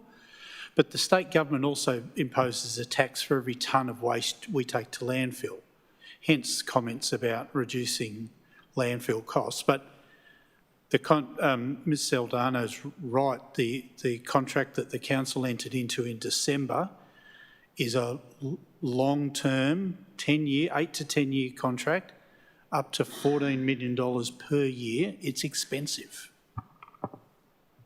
Councillor Aston? Yeah. So in regards then to reducing those costs, if my understanding is correct, there's a very flexible contract. So if we dial up or dial down the levels of service, that will have a direct impact on the costs that we incur under that contract. Thank you for your question, Councillor. Yes, and that's part of the proposal for the glass, to offer up a reduction in the overall cost as well. So you said that we could make those changes within sort of a 6-month period. So does that then immediately flow on to people's rate charges, or do we have to wait a period of time for that to happen? No, through you, Mayor, you set the waste charges each year through the budget cycle. Comprised of?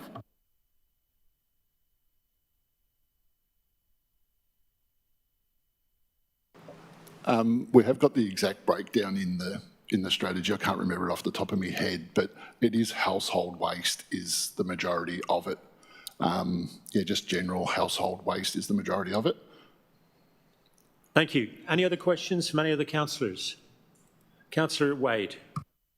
Yes, we had a few people comment that the report, I think the strategy itself, it kind of tracks through some of the things that we've heard, and it gives this kind of higher level goal of we're trying to get to 80% waste diversion, but it doesn't necessarily give the ways that we get there. And I'm just wondering, I guess that was something I expected in there.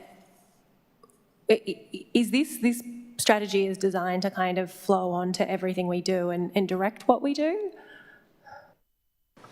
Through you, Mayor, what we've tried to do is balance an accessible, consumable strategy with enough details to give the community comfort that we're targeting the right amount of things and not having too much detail that it makes it too inaccessible. So if the community thinks we've largely got the levers right, it will tell us that and you'll be asked to adopt that. The rollout of those actions will be up to the council's annual budget process and cycle. And there may very well be levers within an action that you want to know more about. And you can set those levers also during your budget cycle. But we tried not to give too much detail so as it made it too inaccessible. Thank you. Any other councillors with any other questions? Has anyone got a way forward? Councillor Gomez, is there a seconder? Are you moving the council officer recommendation, I take it?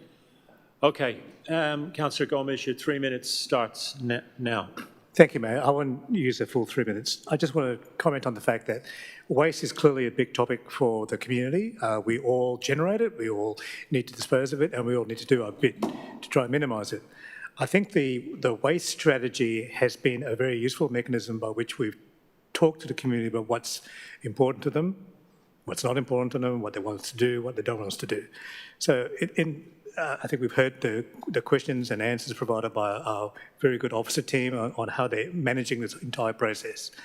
I certainly would like to endorse to my fellow councillors that we adopt the officer's recommendation, we release the strategy for a second round of consultation, we listen to the community who's made very clear that they're happy to consider a change in the glass collection frequency from fortnightly to monthly, especially on the back of you know, the amazing response that the wider community has had to the container deposit scheme.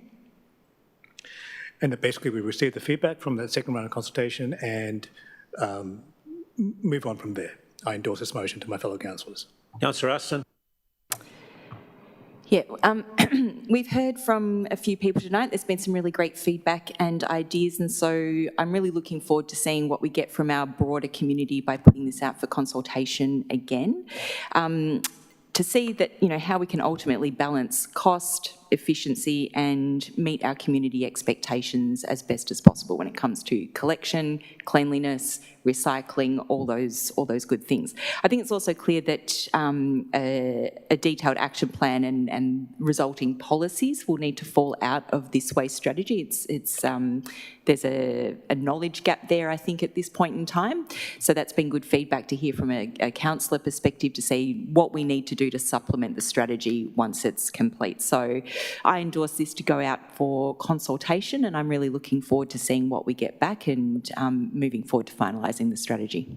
Anyone else want to speak on this motion? Councillor Wade. Yes, firstly, I also agree with the changing of the glass frequency from fortnightly to monthly. That's kind of something we've consistently heard over a number of years, that most people don't need the fortnightly connection and collection, and in those circumstances I think it is better to reduce it, like better for like having less trucks on the road, better for having less bins on the footpaths, etc., etc. I'm not going to vote in favour of this tonight because I just can't distill from the strategy, and with all absolute due respect to officers, what the direction of the council actually is. I think we've heard from a few people tonight, including Shane and Mark, that the kind of substance of the strategy is a little bit lacking. Like, we've got a couple of goals, but I don't know, like it mentions changing that, you know, some community members wanted a change to a flat fee, but it doesn't put a direction about what sort of way we're heading or what plan we're following to whether or not we'll do that. Various parts like that I just feel like I'm not clear on what it's actually getting at. And in circumstances where I'm not clear where it's getting at, I kind of hate to think what somebody who doesn't live and breathe this stuff is supposed to make of it. So my preference would be to go back to the drawing board and work this up a bit further, including some direction that not necessarily all of us will stand behind, but at least a balance of the councillors is putting out there so that the community knows where we're heading. Because at the moment, we haven't given you guys a heap of information. I think there's been a few comments on transparency tonight. There is more information that has been presented to councillors in briefings, but there has not been a huge amount of information being put on the table to the community. And so in trying to give feedback on something at a quite high level, when you don't have the balance of data underneath it, in terms of costs, in terms of how people's rates are distributed at the moment and who's paying what, in terms of what exactly we're collecting and the breakdown of that, I would prefer this be worked up further so that that direction is clear. Thank you. Anyone else like to speak on this matter? I'll speak on this matter. It's really important we don't overcomplicate this. Waste strategy is the thing that I've, speaking as a long-term councillor, that residents most want to talk to you about. Everybody has a view on it. Do more, do less. Let's remember, almost half of our community don't get our any waste support if you're living in a private multi-unit development, or worse still, in a public housing estate where you just have a hole in the wall. So there are so many holes in how we do waste, and you wouldn't know where to start. If this was our final recommendation, there would be more amendments here than you could poke a stick at. And in terms of what Councillor White said, we can't win. We could have a very clear direction, which we don't have amongst the 9 councillors, because we got probably 11 points of view from the 9 councillors. What we've done is we've gone out with a strategy that's got holes in it, there is no question about it, to genuinely listen and get feedback. When we get that feedback, we will amend the strategy accordingly. And God knows, we all know, we will have to spend money. The money that we're going to save from going to monthly for the glass bin won't even cut it if we go anywhere towards some of the ideas that people like me, other councillors, and more importantly, many people in the community have raised over the course of the past period. And next year's budget will be, this will be a huge issue to ensure that we finance the new waste strategy going forward then. The shadow over the head of this council is that we've just got shafted. The last budget, the last waste contract, we had 2 bidders. This one, we only had one. One ate up or bought into the other. So we had a monopoly scenario. And we had to pay $140 million for this 10-year contract. That's $5 million a year extra. Every year we're paying $5 million more than what we used to pay with the previous contract. And this is the beauty of how we've handled the bin tax, because Herschel Land has got a point here. We did say we were just going to scrap it overnight, but we decided to do much, much better. Because if we had done that, you wouldn't see what you're going to see in 7 days' time. We have refused to pass on that $3.4 million this year increase in waste charges because of how we've just been shafted onto the local businesses and the residents. We're copying that in the budget. If we didn't have a waste charge, you wouldn't see that. This is the one good thing about keeping the waste charge, but capping it to the rate cap, is you can see what this council has saved you, $3.4 million in the next financial year. If the last council was still in control, you'd be paying that money. You would be paying that money. We have saved you $3.4 million. In terms of the issues of the rate to charge, the NAV to CIV, how to get to differential rates, I haven't got time to go into that. But I would just say, put your ideas on the table. We're going to take them seriously, and we will be having a strategy that I think all of you, or 99% of you, will be very, very proud of, and we'll front up the money at the next budget. Anyone else want to speak on this matter? Councillor Gomez, would you like to exercise your right of reply, please? Thank you, Mayor. I've yet to meet anyone in Yarra who's shy in telling us what they think. So, encouraged by the submission by Shane from YCAN tonight, I think in many ways the discussion around the way in which we cover our waste costs has been turned into a yes or no, or a one way or the other way. I think we need to use this opportunity to hear from the community, to tell us what they think about the best ways in which we could use a price to change our behaviours. And our behaviours should be to reduce the overall amount of waste that we generate. Because we can all see from Sam's comments, waste is expensive. It's one of the biggest items that we have to manage on your behalf. On that basis, I would like to encourage all my fellow councillors to support this motion. Thank you.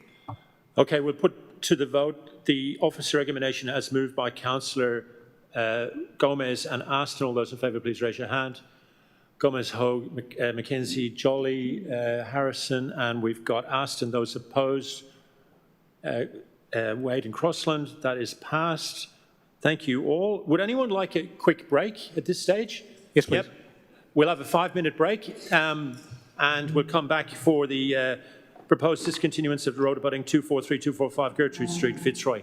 Thank you all. Thank you especially to those 5 people who spoke in the last agenda item.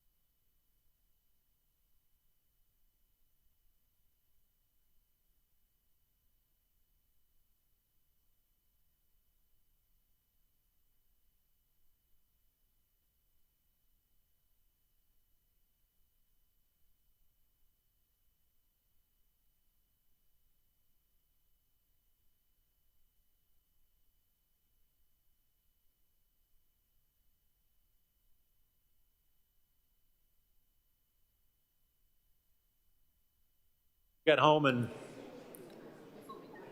have a glass of wine. Okay. The next agenda item, ladies and gentlemen, is 7.4, the proposed discontinuance of road abutting 243-245 Gertrude Street, Fitzroy.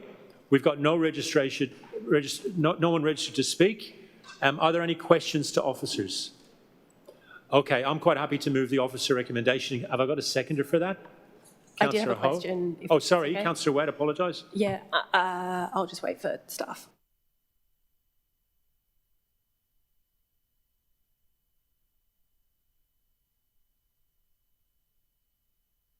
Councillor Wade. This was obviously like a quite different road closure process to what we've gone through for other recent road closure processes. How confident are we that people understood what they were being asked? I know I had at least one person report to me to say, oh yeah, I said they should definitely close the road because like I support new developments. People understood that the impact this would have on a business and also exactly what sort of road this would be.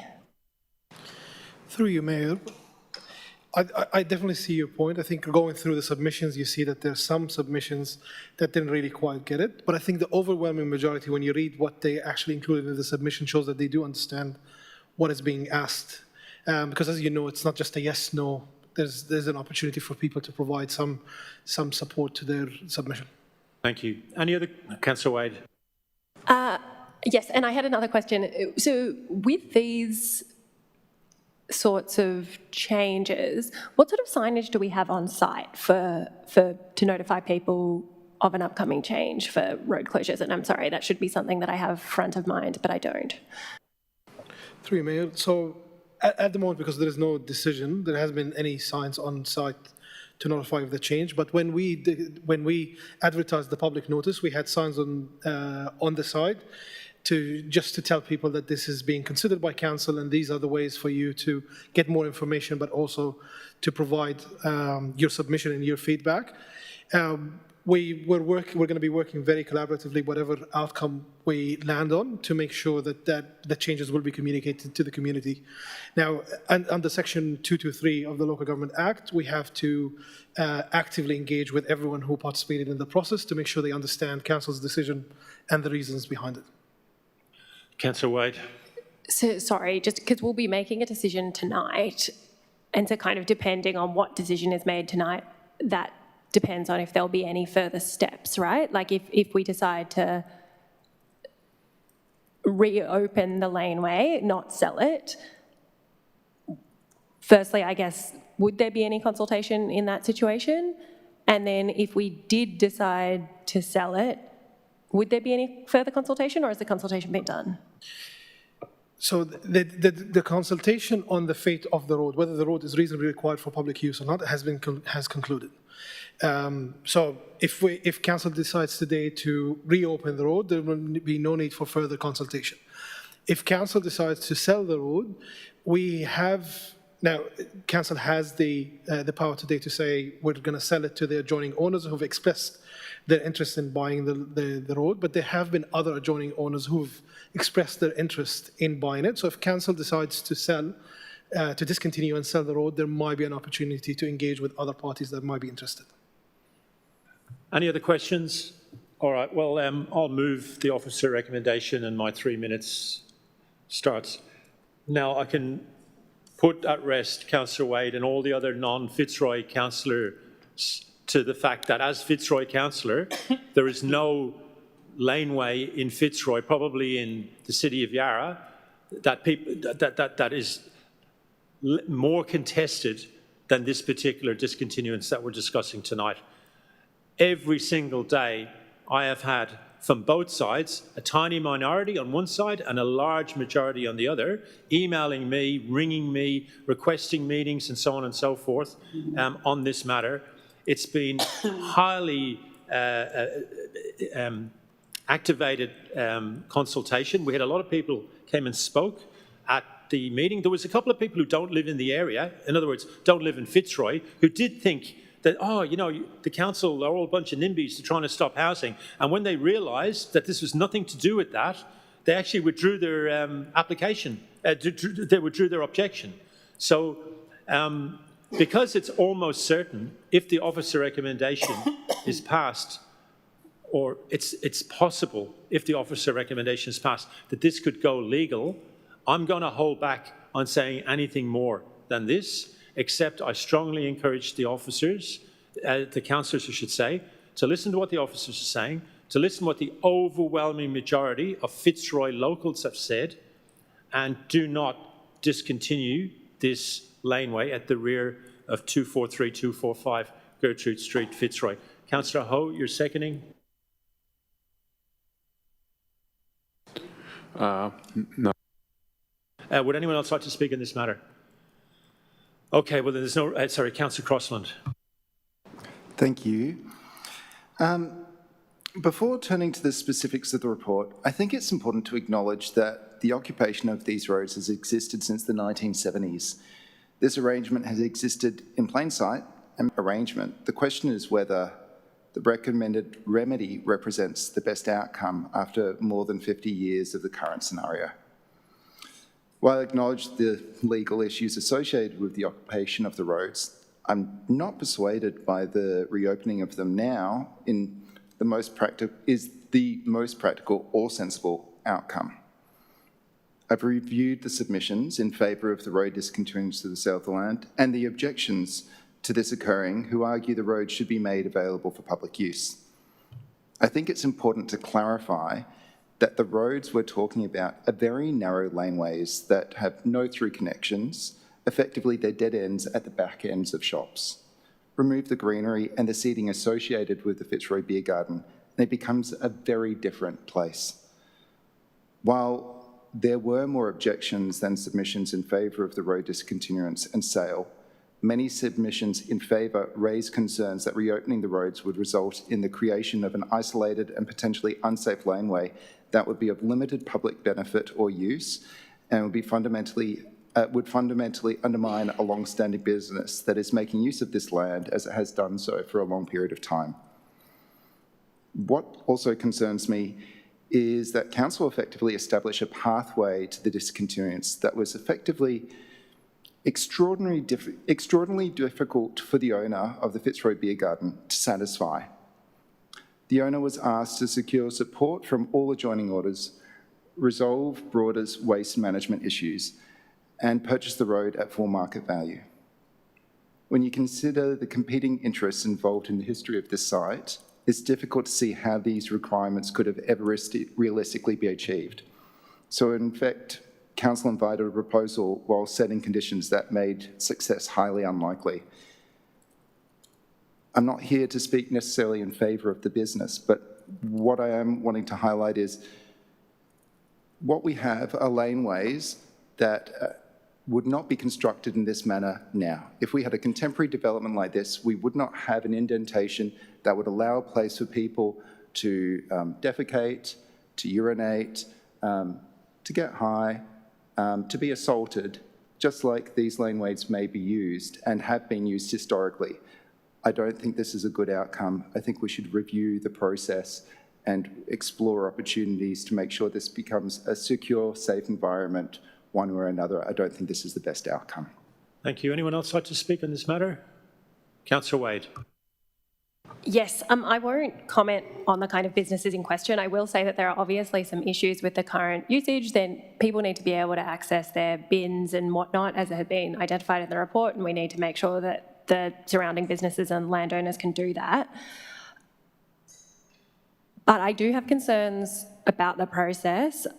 I appreciate that some people have had their say, but I hazard a guess that the hundreds of young people who use these laneways to frequent a beer garden every night of the week have not had their say, and I have concerns that changing a site from like one of the most heavily utilised places for young people in the city without listening to them at all is not a great way forward, and I would prefer we have ongoing conversations about what changes could be made instead. Anyone else want to speak on this matter? I will exercise my right of reply. I've never heard such hogwash in my life, and I will be letterboxing every single house in that part of Fitzroy over the next week to say that the two Green councillors have argued the way that they've argued. What we've got here is, yes, it's been occupied by this pub for a long time, illegally, without authorisation. Every other nightclub that backs onto that laneway has an absolutely stellar record with the locals, the way they treat their staff, the way they treat their customers, and the way they encourage their customers to act when they finish off. Not this place. We had a situation 10 years ago where this venue dumped their sand on the laneway as if it was just like a free bin. This is what we're dealing with here. We have had a thorough consultation. There's never been more people. Normally what happens, it's like the toilet break. When you have a discontinuance of a laneway at a council meeting, and I've been at 25 years of them, it's just really just one of those things, takes 5 minutes. This is so different. This is one of the most contentious things I've ever seen in Fitzroy, and that's saying something. In the local law, raise that in our policy. We have had a proper authorised consultation done professionally by the officers, and we had a massive feedback, overwhelmingly in favour of what the officers are recommending. I would really like to say a lot more about the behaviour of this premises to the other premises, the other clubs in the area, and to the local residents. Your hairs would stand on end, but I've been strongly advised by the officers to hold my tongue, which, as you probably know, I find that very hard to do, because this will probably be going to another venue after this for further decision-making. So please pass the officer recommendation. On that basis, we have to vote on it. All those in favour, please raise your hand. Okay, Gomez, Ho, Mackenzie, Jolly, Harrison, Aston. Opposed, we've got Crossland and Wade. That is passed. We'll move right on to another proposed discontinuance of road, which again in Fitzroy, and again, unusually, a little bit controversial. This one is 64 to 66 Hanover Street, Fitzroy. I've got one registered speaker, Joanna Kyo. Welcome, Joanna. And you've got 3 minutes. Just press the button at the bottom of the thing, and you've got 3 minutes to speak. Hi, thanks for letting me talk. It's my first time at one of these, so I hope I'm going okay. I wanted to bring to the councillor's attention that the proposed road discontinuance is actually directly connected to a ministerial planning application PA 2604384, and it was submitted under a fast-track planning pathway to the Department of Transport and Planning. I was notified. I live opposite the site. This isn't in the report that council's prepared. So council officers have also confirmed that part of the proposed basement and a townhouse are intended to be constructed on land that is currently a public road reserve. That's in their application I know it's a state application.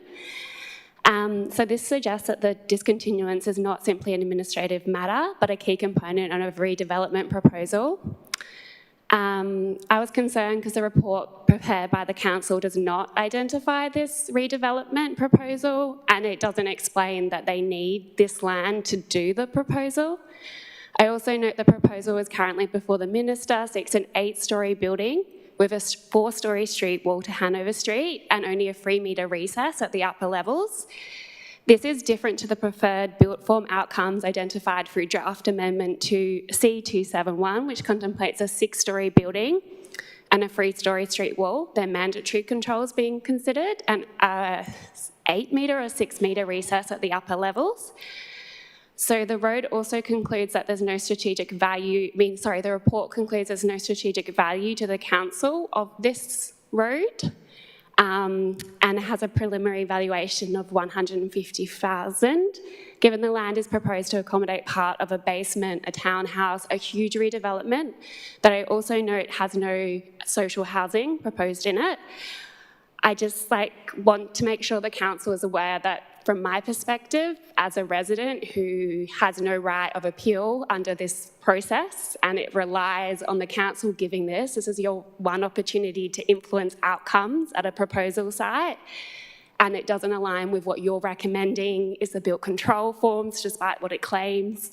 And also your council hasn't had an opportunity to review the application. It seems quite strange to me that it would be allowed for a fast-track planning approval when it relies on you giving up land that's public use, and that's not in this application. It's not clear. They haven't identified it to you to include in this. So I just really ask that maybe there's more time or a deferral of consideration to this so that you're able to get the information from council and they're able to do their due diligence, you're able to actually assess this properly before you decide to head out with this. Thank you. Thank you, Joanna. There are no other registered speakers, so we'll get the officers, the relevant officers to the front, please. And I'd like to start off with asking Joanna's questions, if you like, to the officers. Is there any great need to do, I mean, I can just imagine, this is like a question to whoever wants to take it. So at some stage this will come to PDC, the planning application side of this, I would imagine.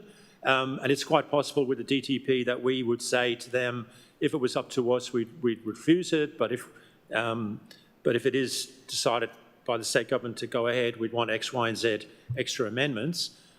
Why would we not do the discontinuance after that? Very important to say at the start, as you know, it's usually when we're considering road discontinuance matters, we usually have to consider the traffic aspects of the road. That doesn't mean that council cannot consider other circumstances or other to just achieve its strategic objectives.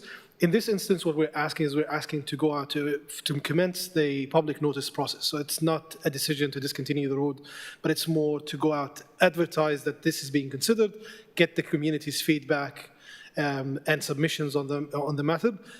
We can, and it's open to council to determine as part of today's decision to say that it will not consider the final discontinuance until after that decision is made. Yeah, so just to save us a little drama, I'm going to foreshadow that I'll defer this discontinuance until after we deal with this matter through the planning process. We've just heard from the officers that that's no big deal. It means that the residents' needs are met, and we're doing it in an order that I think as ward councillor is better. So I've got no more questions. Thank you for answering that question. Are there any other questions? All right, well, I'll move that deferral. Councillor Crossan is seconding it. I won't speak to it because I sort of have. C, I want to say something. Just for the record, can I suggest, Mayor, that the motion be that this item be deferred to until council's consideration of the current planning application on the adjoining property? Governance, have you got that? I think that's fair enough. I'm happy to. Would you, Councillor Crossan, accept that? So that this item be deferred until council's consideration of the current planning application on the adjoining property. Okay, so I'm not going to speak to that. Councillor Crossan, would you like to speak to that? Would anyone like to speak to it? We'll move that. All those in favour, please. Oh, sorry, Councillor Wade. I apologise. I didn't see it. Yeah, I just did very briefly. I wanted to say thank you to the submitter for coming and bringing this to our attention. Not to harp on my last point, but I think it does kind of speak to why these road discontinuances need a little more context. I know that we're really conscious of the legal remit and what we're allowed to say and what we're not allowed to say, but if councillors are making decisions and not understanding the context in which they're made, I have concerns about the process. And so I think we really need a little bit more information in future. So. Anyone else like to speak on this matter? I will not exercise any right of reply. We'll put that to the floor. Those in favour? That is passed unanimously. Thank you, Joanna, for coming along tonight at such short notice. We'll move right along to 7.6, Governance Report. No registrations to speak. Have we got any questions to the officers? No. Have we got a suggested way forward from Council? So just before you speak to it, tell us what the changes you're making are. It's a combined alternate motion from myself and Deputy Mayor Dr. Sharon Harrison, just to basically be explicit about how we're dealing with planning matters that come to PDC. And Councillor Deputy Mayor, I'm just confirming you're seconding that? Yes. Councillor Wade has a question. Yes, I was just wondering what 2A Roman 2 means, delete changes to clause 5. That wasn't discernible to me on the papers. Can you just answer that, please, Councillor Gomez? Councillor Wade, can I ask you to just talk it through? I don't actually have the paper in front of me, so I just can't quite see it. It says delete changes to clause 5, and I was just wondering what the changes to clause 5 were that you wanted deleted. My recollection of clause 5 was basically the method by which councillors or Ms Osman or how an application that would be ordinarily decided by the planning minister can be brought to PDC. So, for example, I recall that was a option where if two councillors could call in an application to PDC. Basically, the effect of my proposed amendment is to bring all DTP-only applications to PDC, so that clause is not needed. So we're not debating that now, but he's just giving you... you got Another a question, if that's yeah. okay. Maybe I'll pitch it to officers, because I'm seeing in our report a copy of the changed instrument of delegation, but I haven't got a copy of the original tracked against it. So I'm just confused about what is actually being proposed. Phil Delosa? He hasn't got the answer. No. Can we take that on notice? Not really, because it kind of goes to the heart of what we're voting on. We've got officers here from planning who will try and answer the question.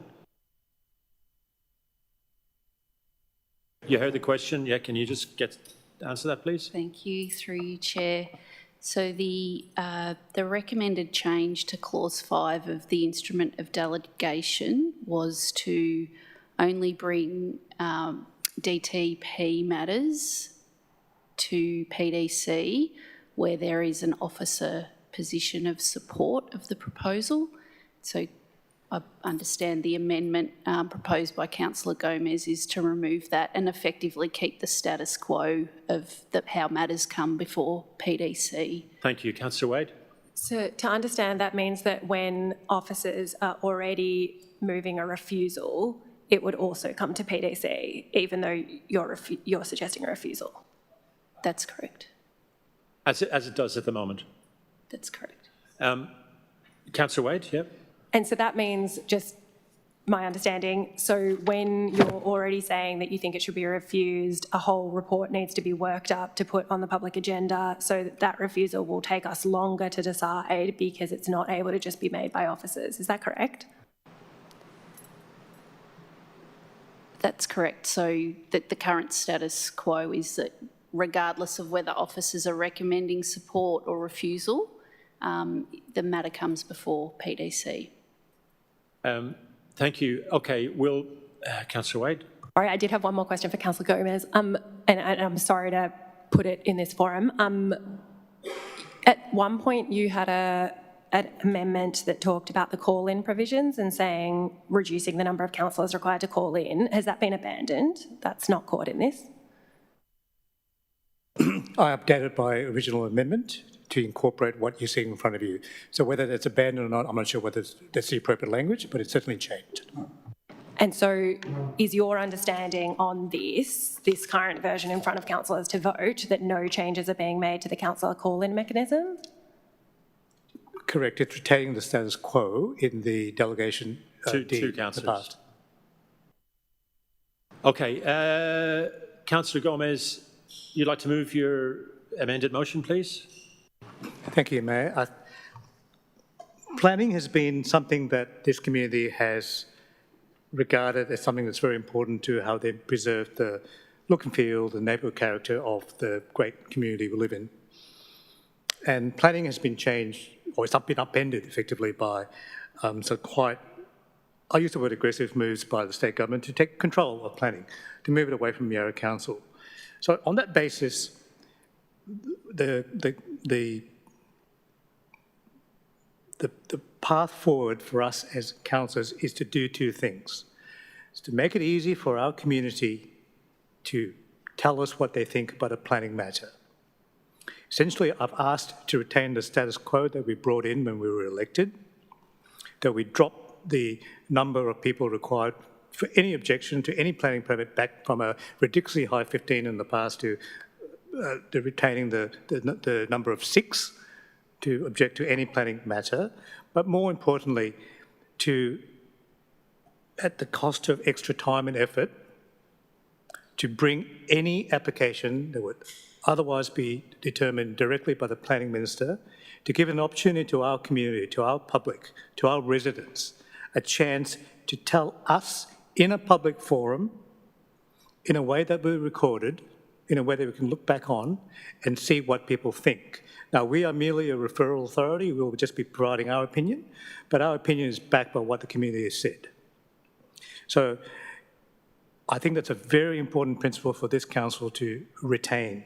So on that basis, and while it's been a little bit confusing, I've asked essentially for the status quo that was brought in by us when we were elected to be the case, to give the community a chance to say what they want to say, and basically upheld what I believe is basic democracy. That, as far as I can tell, our community has no other way to have a public forum in which they can say to the planning minister, we don't agree with what you're proposing. And so that's the basis of my alternate motion. And I really endorse my fellow... Reinforce what Councillor Gomez has said with regards to the development and facilitation pathway applications which are coming to council in increasing numbers. There, you know, I've got 3 in my ward at the moment. There are serious concerns from residents. I held a community meeting last week where 40 of them showed up to get information about that process. My observation with regards to where officers have recommended a refusal is that in all of those instances, to my recollection, officers also put forward a suite of suggested conditions that would apply if the planning minister was minded to approve that application. So from my perspective, I would like residents to be able to provide feedback on those applications and have an opportunity to be heard. As we've already heard said by Councillor Gomez, they have no other forum to provide that feedback. So for that reason, I support the idea that if we are putting forward a recommendation to the minister, including those for refusal, that we actually also consider the conditions and that residents have an opportunity as the people that live in the area to actually perhaps provide advice about how that might impact them. Thank you, Deputy Mayor. Anyone else like to speak to this motion? For or against? Councillor Crossland. Thank you. In November 2024, this council changed planning delegations from 15 objections to 6. The practical effect has been a significant increase in the number of business-related applications being referred to the Planning Decisions Committee, an increase from 4 applications in both 2023 and 2024 to 12 applications in 2025. Again, as the report indicates, in the majority of instances, the PDC has supported the officer recommendations. So it raises the question, what outcome has been achieved as a result of the November 2024 change in delegations? It's not a business positive one. The data in the report is compelling. Business applications assessed through the business lead process average around 40 days. Business applications referred to PDC, however, following the November 2024 changes, average around 100 days. That's a massive point of difference. For business, time equals money, and delays of this magnitude can cause significant financial distress and impact financial viability of the business proceeding, as we've previously heard directly from the businesses themselves that have been impacted by this. This is not consistent with the intent to support local businesses, activate our activity centres, and reduce unnecessary barriers to investment and economic activity. The officer recommendations help to restore a more balanced approach while maintaining council oversight through call-up provisions and enhanced reporting. The report also highlights a growing issue with state planning referrals. In 2025 alone, council received 13 ministerial referrals for assessment and comment, with referral numbers continuing to increase. Of course, council has an important role as a referral authority where that is appropriate. But what I'd like to highlight is that many of these are applications that not that long ago, council would have been the planning authority for. The difference now is that the state is the decision maker and collecting the application fees, while council is still expected to undertake substantial review, assessment and reporting work. And as the report outlines, council has forfeited approximately $380,000 in planning-related fees in 2025 alone because of these applications being lodged directly with the state rather than with the council. Despite continuing to undertake much of this work, the state government has still not agreed to any fee-sharing arrangements with council. So instead of Councillor Gomez's proposal, which seeks to continue the same thing happening, which we know isn't resulting in better outcomes for our community and hurting businesses, I instead propose that we look at this report and write to the Minister for Planning, seek a meeting with them, seek address of how things are being referred to us, get an agreeable way forward for funds, and find a better process overall. Thank you. Thank you. Anyone else like to speak on this matter? Councillor Wade. Yes, I'll just speak briefly to that one I asked a question about, which is the changes to Clause 5. I don't understand why we would second-guess officers on refusals. I think as a general, Ken is mouthing something at me. I should be talking closer? No. Okay. I'm comfortable backing officers in. If I'm a resident on a street and there's some giant development or something terrible that our officers think is terrible across the road from me, I want council to act as swiftly as possible. We know that this DTP process moves incredibly fast. We often don't meet our own timelines. DTP are moving very, very quickly. I would want the council to go in as soon as they possibly can to say, no, we don't agree with this development. I wouldn't want to faff around and wait for councillors to say that they agree with officers. I also think, as well as being a waste of community members' time and a waste of opportunity to get in there as soon as we can to try to make change, it also is a real waste of resources. Like, setting up this building in this way is not costless in all sorts of ways. And so providing that forum just for us to say, yes, we agree with officers that this should be refused, I just don't understand. It seems like a quite good suggestion, and I agree with it. So I of course support the first change to have Councillor Harrison's attendance registered, but I just don't agree with this change here. Thank you. Thank you. Anyone else like to speak? Councillor Aston. Just quickly. I'm going to support this. I don't disagree with some of what Councillors Crossland and Wade have said there, but I'm very much on the side of what Councillor Gomez and Harrison have said, is that, yes, this is inconvenient for us, and yes, this is expensive for us, but this is one of the only remaining conduits for our public to be heard and have their feedback included where appropriate. If we remove this channel from them, whether it's a refusal or a support, we are further excluding the public from their opportunity to be heard and to be involved in the process of change in their neighbourhoods. Now, maybe the department won't listen to us. Okay, fine. But at least we will tell them what the public can and can't handle, what the public can and can't abide by, what the public can and can't support. And I think that's really important, because as the city changes around people, we don't want them to feel excluded from their own neighbourhood. So I think the provision in here in item number 4 for a report to be presented in March 2027 with a review and update of the outcomes of the DT referral process. Maybe that will give us further data and outcomes where we might adjust our approach. But at this point in time, it's very clear to me that the public wants to still be engaged and have us advocating on their behalf. And I think it's really important that we continue to do that and uphold that element of democracy. So I will be supporting this. I want to speak on this. Almost on a weekly basis, when you go on the Age website, the state government is backtracking on democracy for residents, for ordinary citizens, on planning matters. I mean, I could literally speak until 2 in the morning about all the regressive changes they've sought to bring to bear to keep their developer mates happy.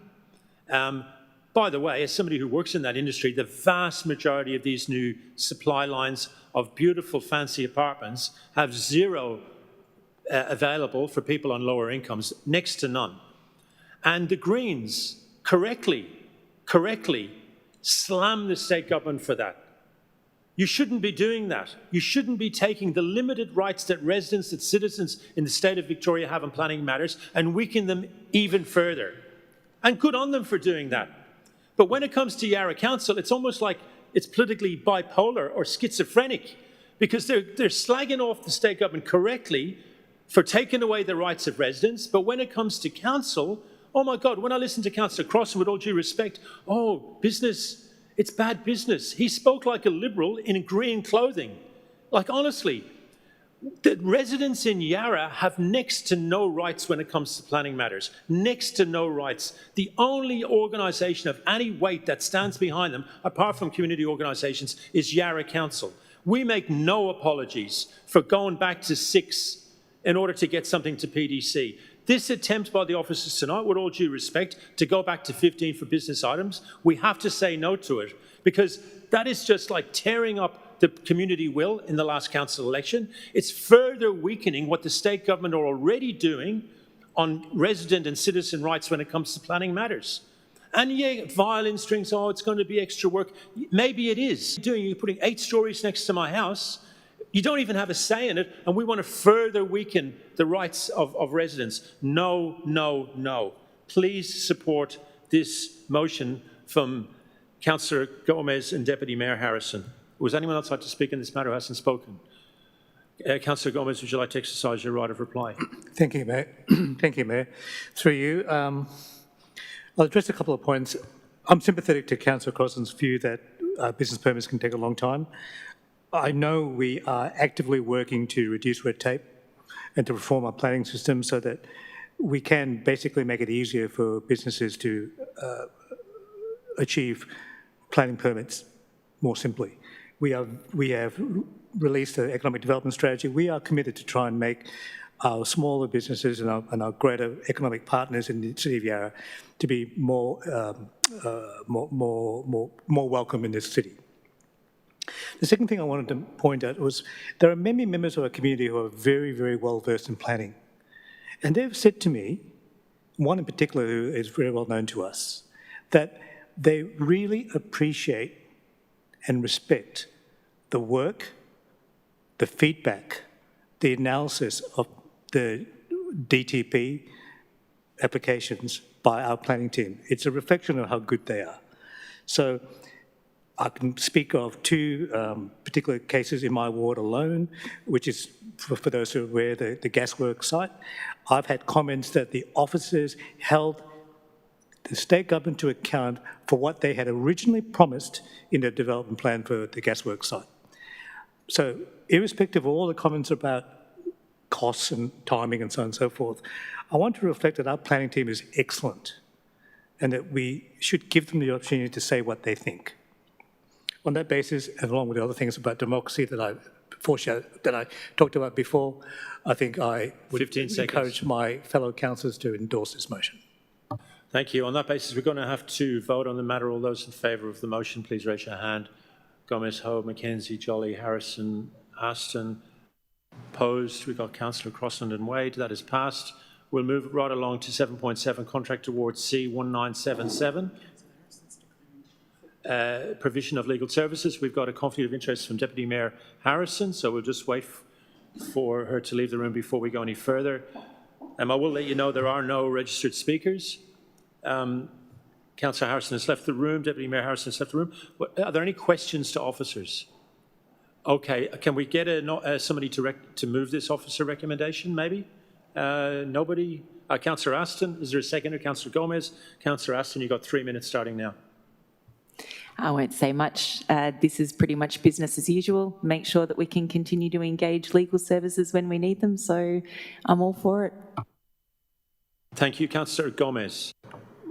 Ditto. I would just say that it's unfortunately a world in which we do require lawyers, so we should have a good panel of them. Would anyone else like to speak on this matter? I'll put it to the floor. Those in favour, please raise your hand. That is passed unanimously. We'll move right along to notice of motion. We've got one. No, oh, sorry. We'll just get Deputy Mayor Harrison back in the room. Hopefully she hasn't planned on a long gap, gone for a walk. We will wait. We'll ask Shane at least to come to the front. Don't start yet, though, if you don't mind. And then we've got 2 registered speakers, Shane Delphine and Catherine Cummins.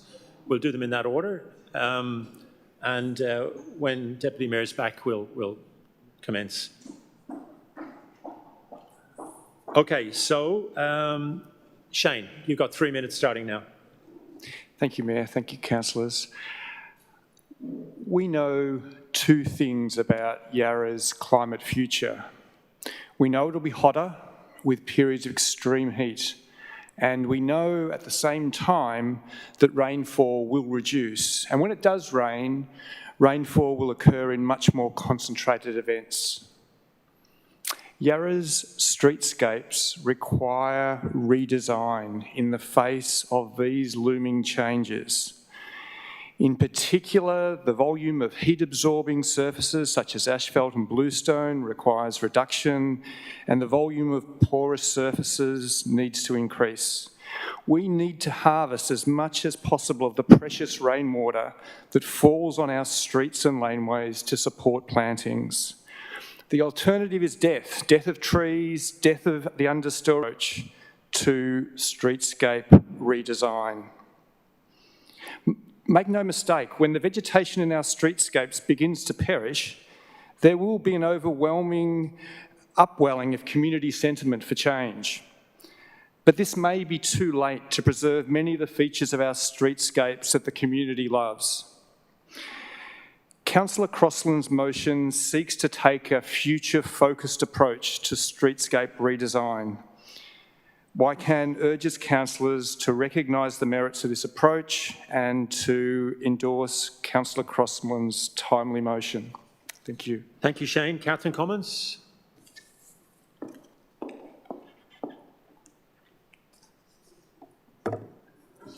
Thank you, Mayor and councillors. Basically, I agree with everything that Shane just said. And as a project manager of the past, I would just like to point out that with what we've heard in my experience last year with the rubbish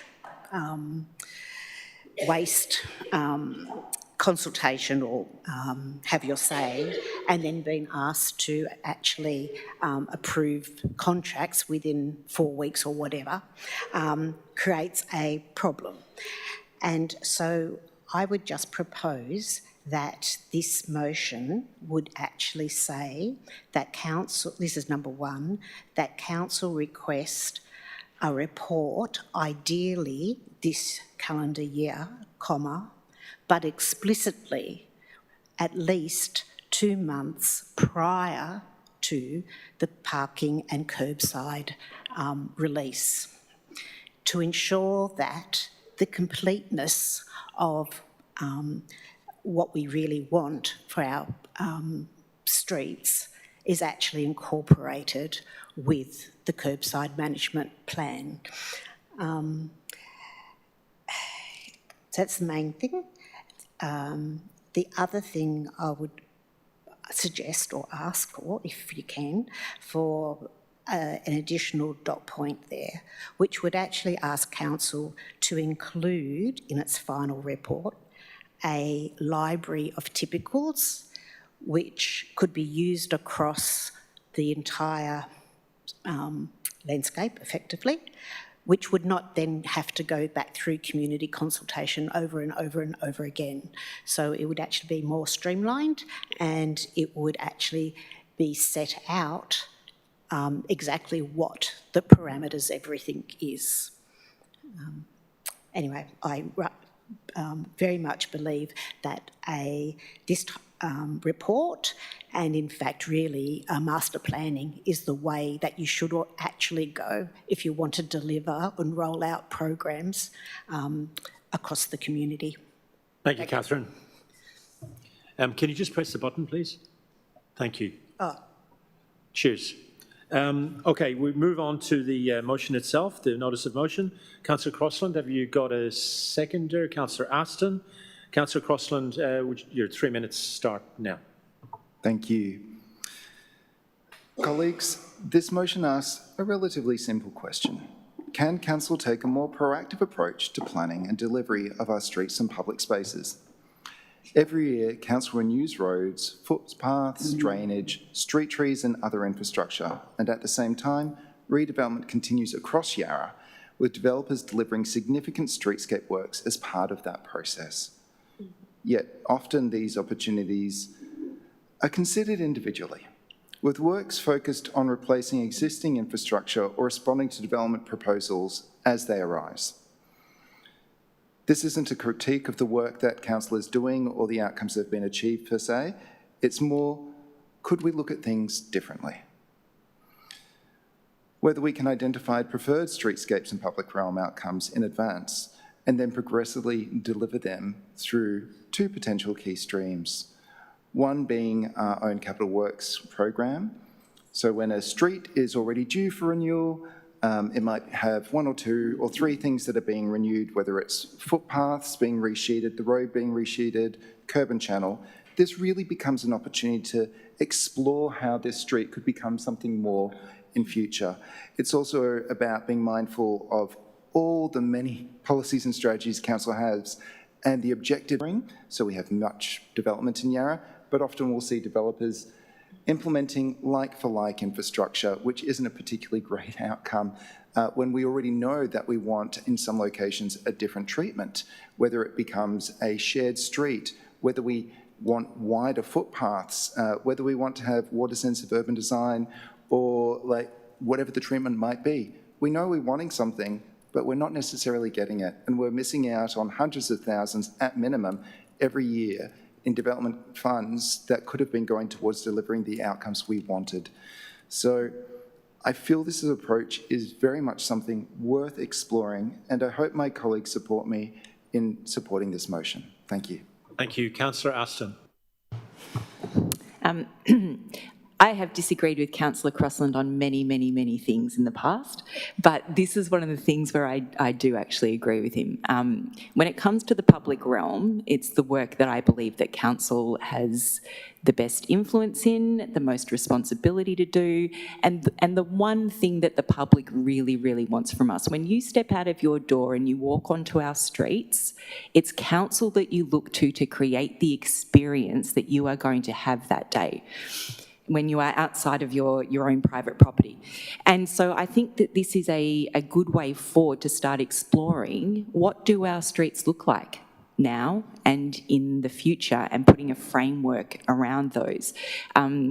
Shane, you know, you pulled on my heartstrings there when you started talking about dead trees. You know how I'm a sucker for that kind of stuff.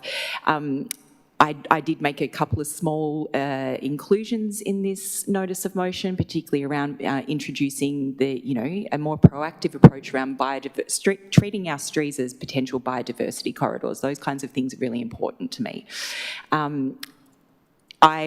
Because I cycle and I ride pretty much everywhere, I'm very familiar with the state of our streets, and I know that I walk down some of our teeny tiny streets in Richmond, and I think there's got to be a better way that we could do these.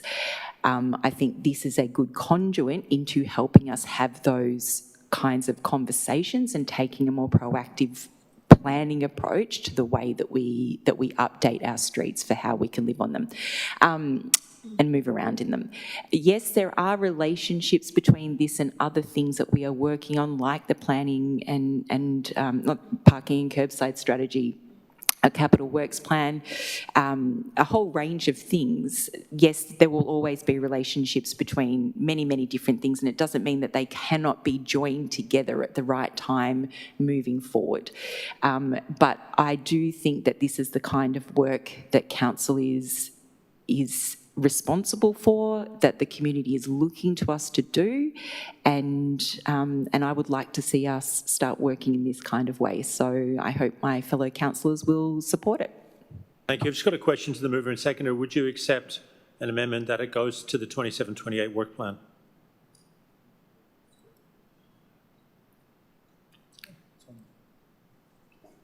It's on the screen at the moment. Thank you. Okay, so we're now looking for speakers for or against this NOM. Councillor Gomez. Thank you, Mayor. So I'll be voting against this notice of motion for a few reasons. Despite lauding the overall ambition of the motion, I just find that the actual words are a bit vague and they're a bit open-ended and scope's unclear. Most importantly, I think it puts our very extensive CapEx program, both for the remainder of this year and next year, potentially at risk. I know our teams are heavily involved in planning those things out and executing those projects. I think diverting them from that to do this is a risk. They should be doing it already anyway, incorporating many of the comments made by Shane from YCAN. And if they're not, we as councillors in our decision-making process and our oversight should be ensuring that they do so. I might have supported this if we had narrowed it down to a particular street to do a trial or to try and achieve the outcomes and the objectives, but it's not, so I won't support this. The community expects us to make decisions about things like this, not to go and try and achieve a bit of a... Deputy Mayor Harrison. Look, my position on this is that 6 of the councillors here have actually been participating in the parking and curbside management strategy working group, along with a number of officers. We've had in excess of 10 meetings. We've done a lot of work in that space, and I know that the officers are working on that and moving towards that going to consultation. So I don't want to support this because I think we actually need to progress forward and go to consultation with the community on the work we are doing. Many of the things and the tenor of what is in here are the sorts of things that we've actually been discussing as a part of the working group over many months this year. So I question why we're doing this at this point when we're actually trying to progress to go to consultation with the community on the parking and curbside management strategy. That's why I'm not supporting this tonight. Councillor Mackenzie. Thank you. Thanks for this notice of motion, Councillor Crossland. Look, I think there's a lot in here that I would love us to do, so thank you for putting it in. One thing that came up after the Peter Monte's decision that we had earlier this year was that we are filled with laneways and how we can use those better. And there's been some ideas about, you know, street greening around laneways and people sort of taking a more active role in it. And so I can kind of see some of this here. I'd be really keen in what comes out of this report. I think there's, you know, there is some really, as Shane said, some great future-focused things, and I say this in the spirit that it's said, I'll be supporting this tonight, but please, councillors, when we are putting notices of motion, can you please reach out and just to let us know, like, we either will support it or we won't.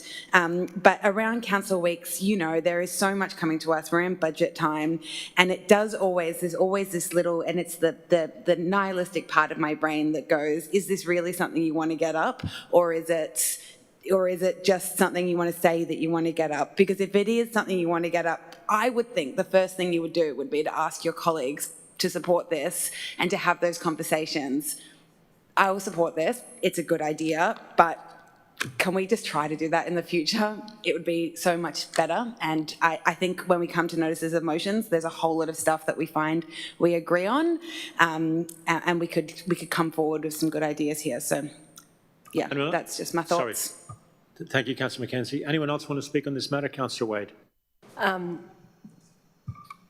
Sorry? Oh, yeah. Firstly, to Councillor Gomez's point there, it is in the motion at G that certain streets could be trialled, so that trial point is addressed. Secondly, just to Councillor Mackenzie's point, Councillor Crossland did speak to quite a lot of councillors, so just because he didn't speak to you doesn't mean that he didn't float this idea with people and didn't try to get support in advance. I think it's just, we had a whole week with it. It's an unnecessary critique when he did exactly what you've asked.